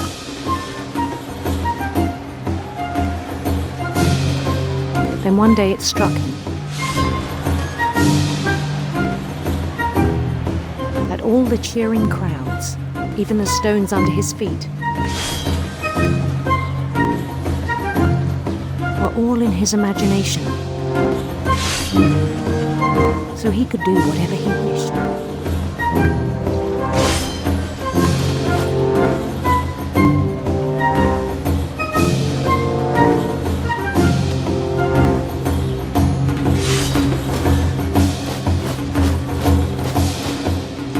He held an election for mayor.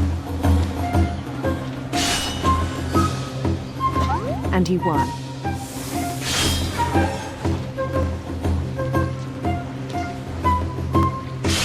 They begged him to stay, but his mind was already wandering.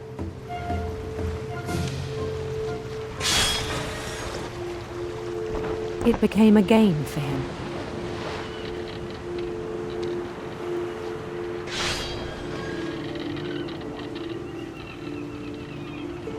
He'd conquer a city, then immediately push on.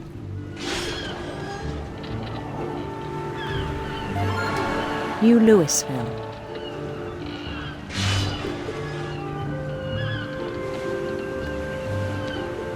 Landscape? St. Louis. He started drifting away from our reality.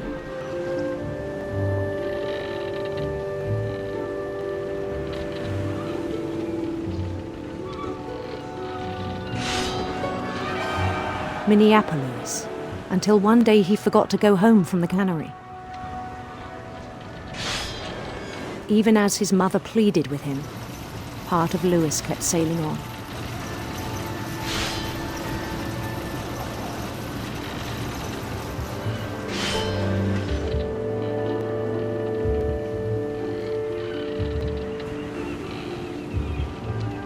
In Louisburg, he heard rumors of a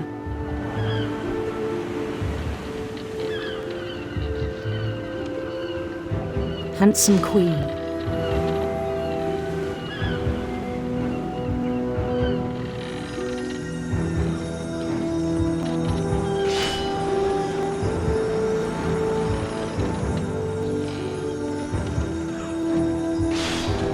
The queen was on her own quest for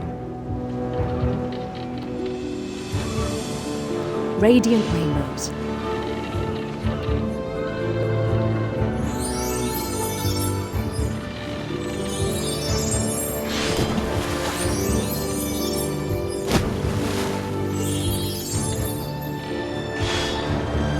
He followed the sound of her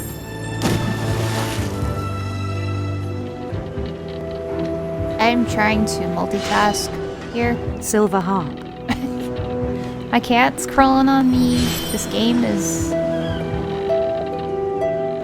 getting complicated.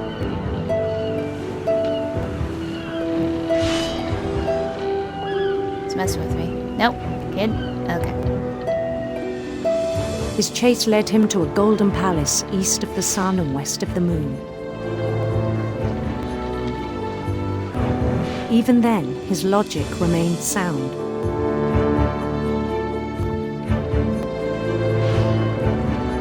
He knew the world was all in his imagination.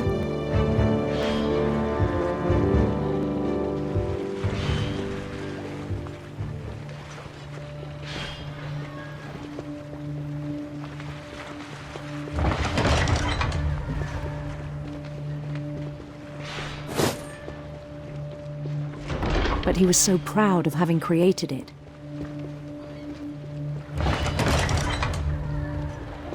In his own eyes, he'd become something greater than a king.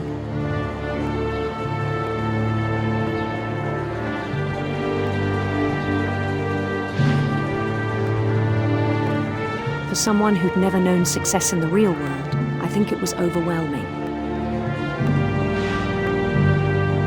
And then it struck him that the real Lewis was not the one chopping salmon, but the one climbing the steps of a golden palace.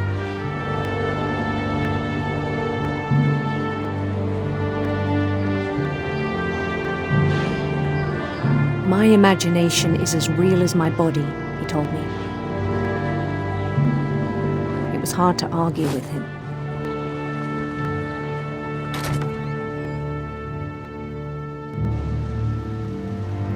Yep. We're done chopping fish for a while.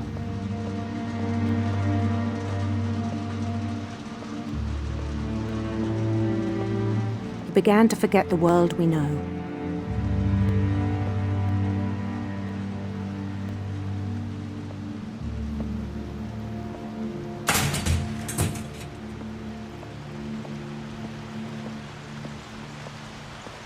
I think it pained him to remember Lewis, the cannery worker.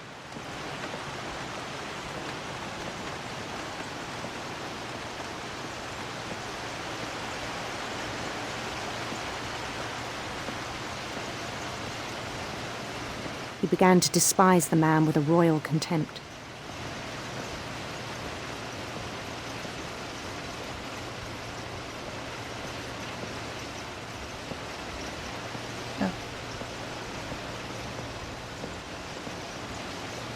What are we doing?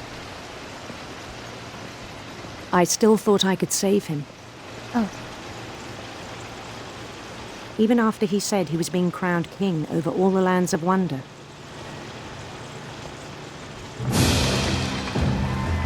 The palace would be packed with his companions.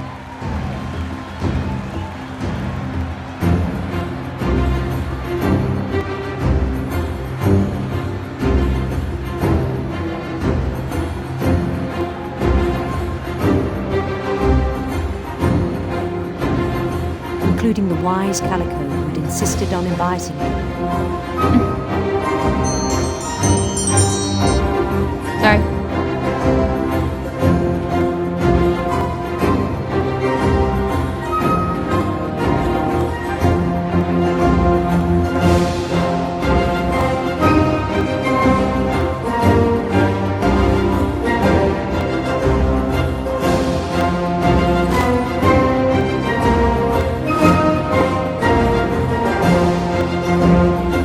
Queen waited, holding his crown.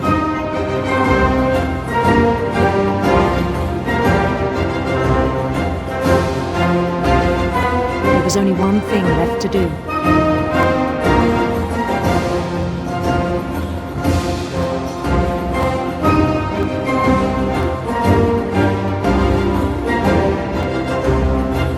Bend down his head.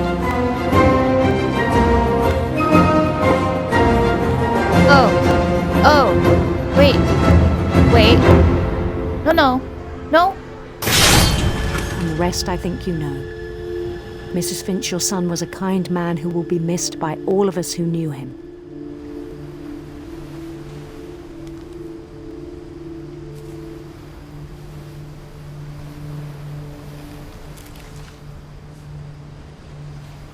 My brother was really cool. I wish you could have met him. God. Okay. Oh.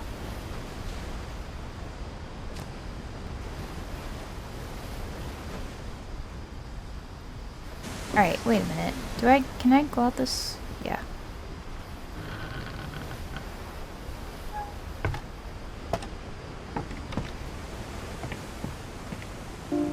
On the way back from Lewis's funeral, my mom told me to start packing. She waited until the day before we left to tell Edie. I'm not sure if she wanted to make it easier or harder.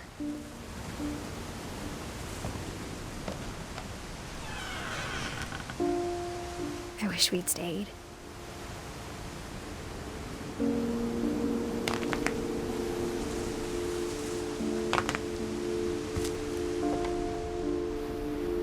But I understand why we left.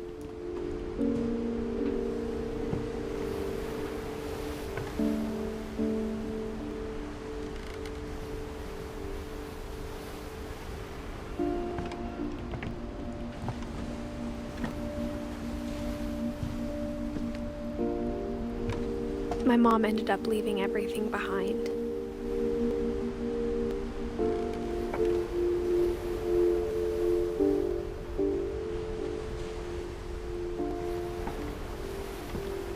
What happened that night had been coming for a long time. Maybe it should have come sooner.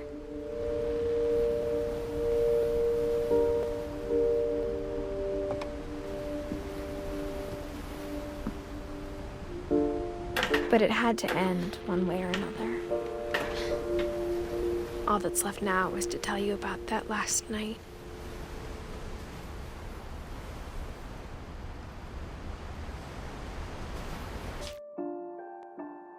Okay, wait a minute. I heard Dad and Sven and Ingeborg and Kay. I haven't, got to them? Or Dawn?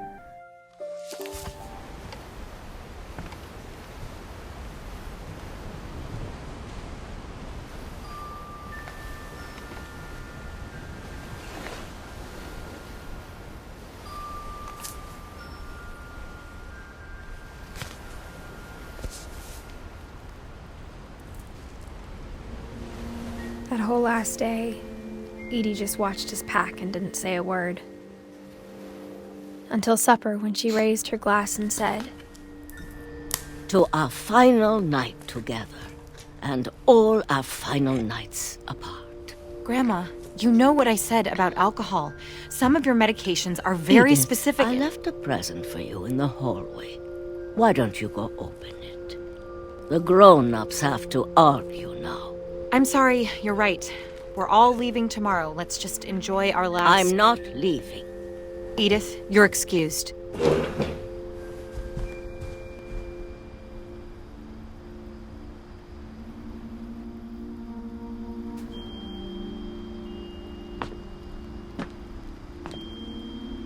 The power had been shut off that morning, but Edie always had plenty of candles. When my mom sealed the library, I don't think she knew about the other entrance. Or that Edie had a key to it.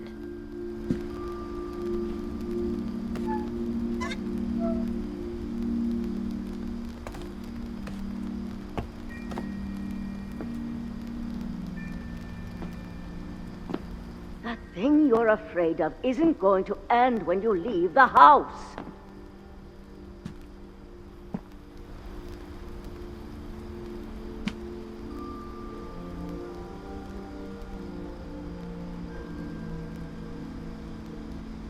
Edith has a right to know these stories. My children are dead because of your stories. I think it's best if Edith and I leave tonight.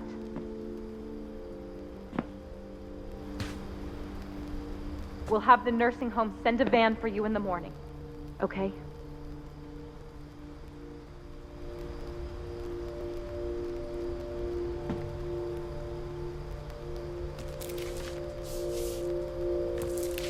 Dear Edith, there's so many stories I wish I could tell you, but there's only time for one. This is about what happened on the night you were born. That night, the tide went way, way out.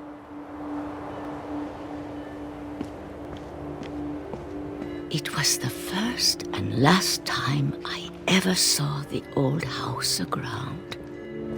There'd been an earthquake out in the middle of the ocean. They called it the lowest tide in 1,000 years. God, it smelled awful. You know, I've seen that house every day of my life.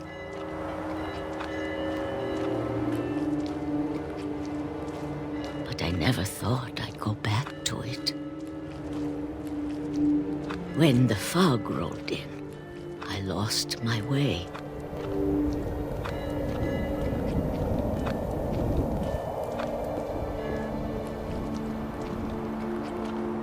I got turned around.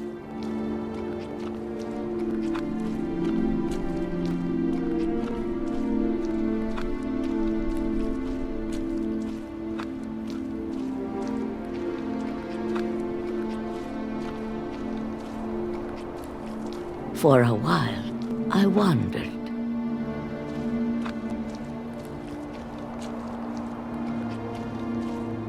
I started seeing things.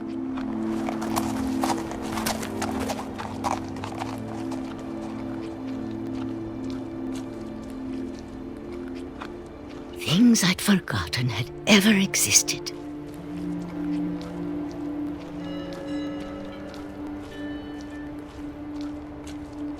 But when I saw them, they felt like old friends. That night, a lot of things came back to me.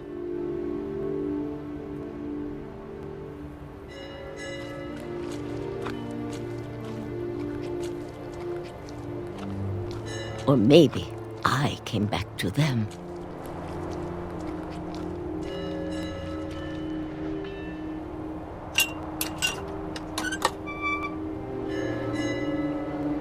Things I can't explain, but that I need you to try and... Edith, what are you doing in here? It's mine. Edith! Mom, you're gonna rip it. Let go!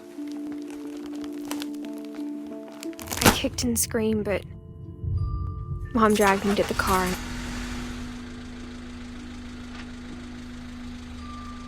I never saw Great-Grandma Edie again. The next morning, the van came to pick her up, but she was already gone. After that, we moved around a lot.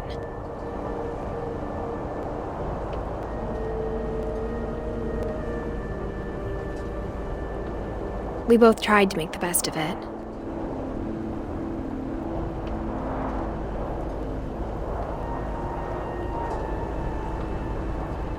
A few years went by.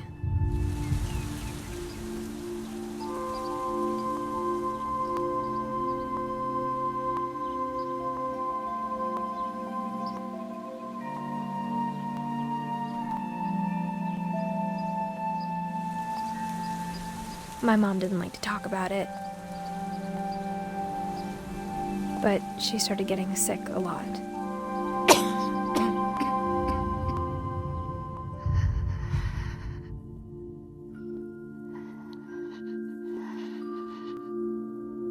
She got better for a while, and then she didn't. And then I was alone. The last Finch left alive.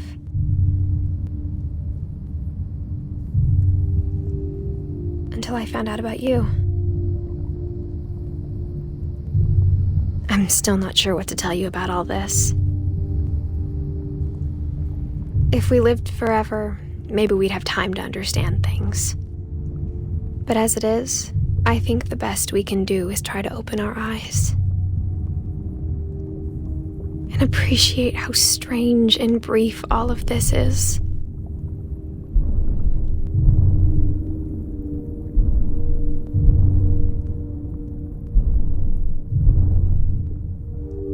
This journal was supposed to be for you, but now I hope you'll never see it.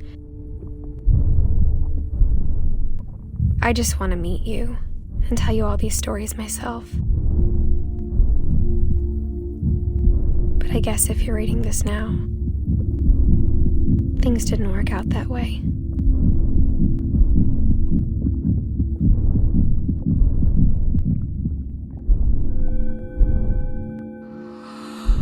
This is where your story begins.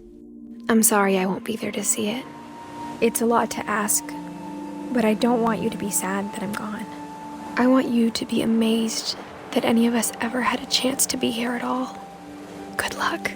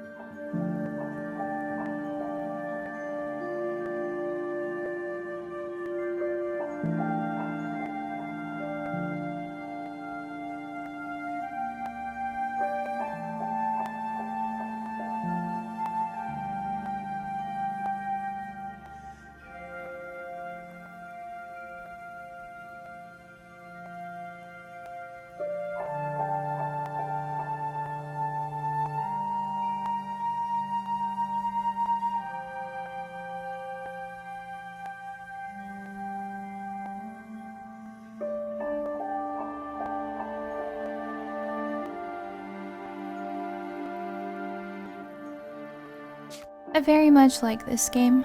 It is very sad.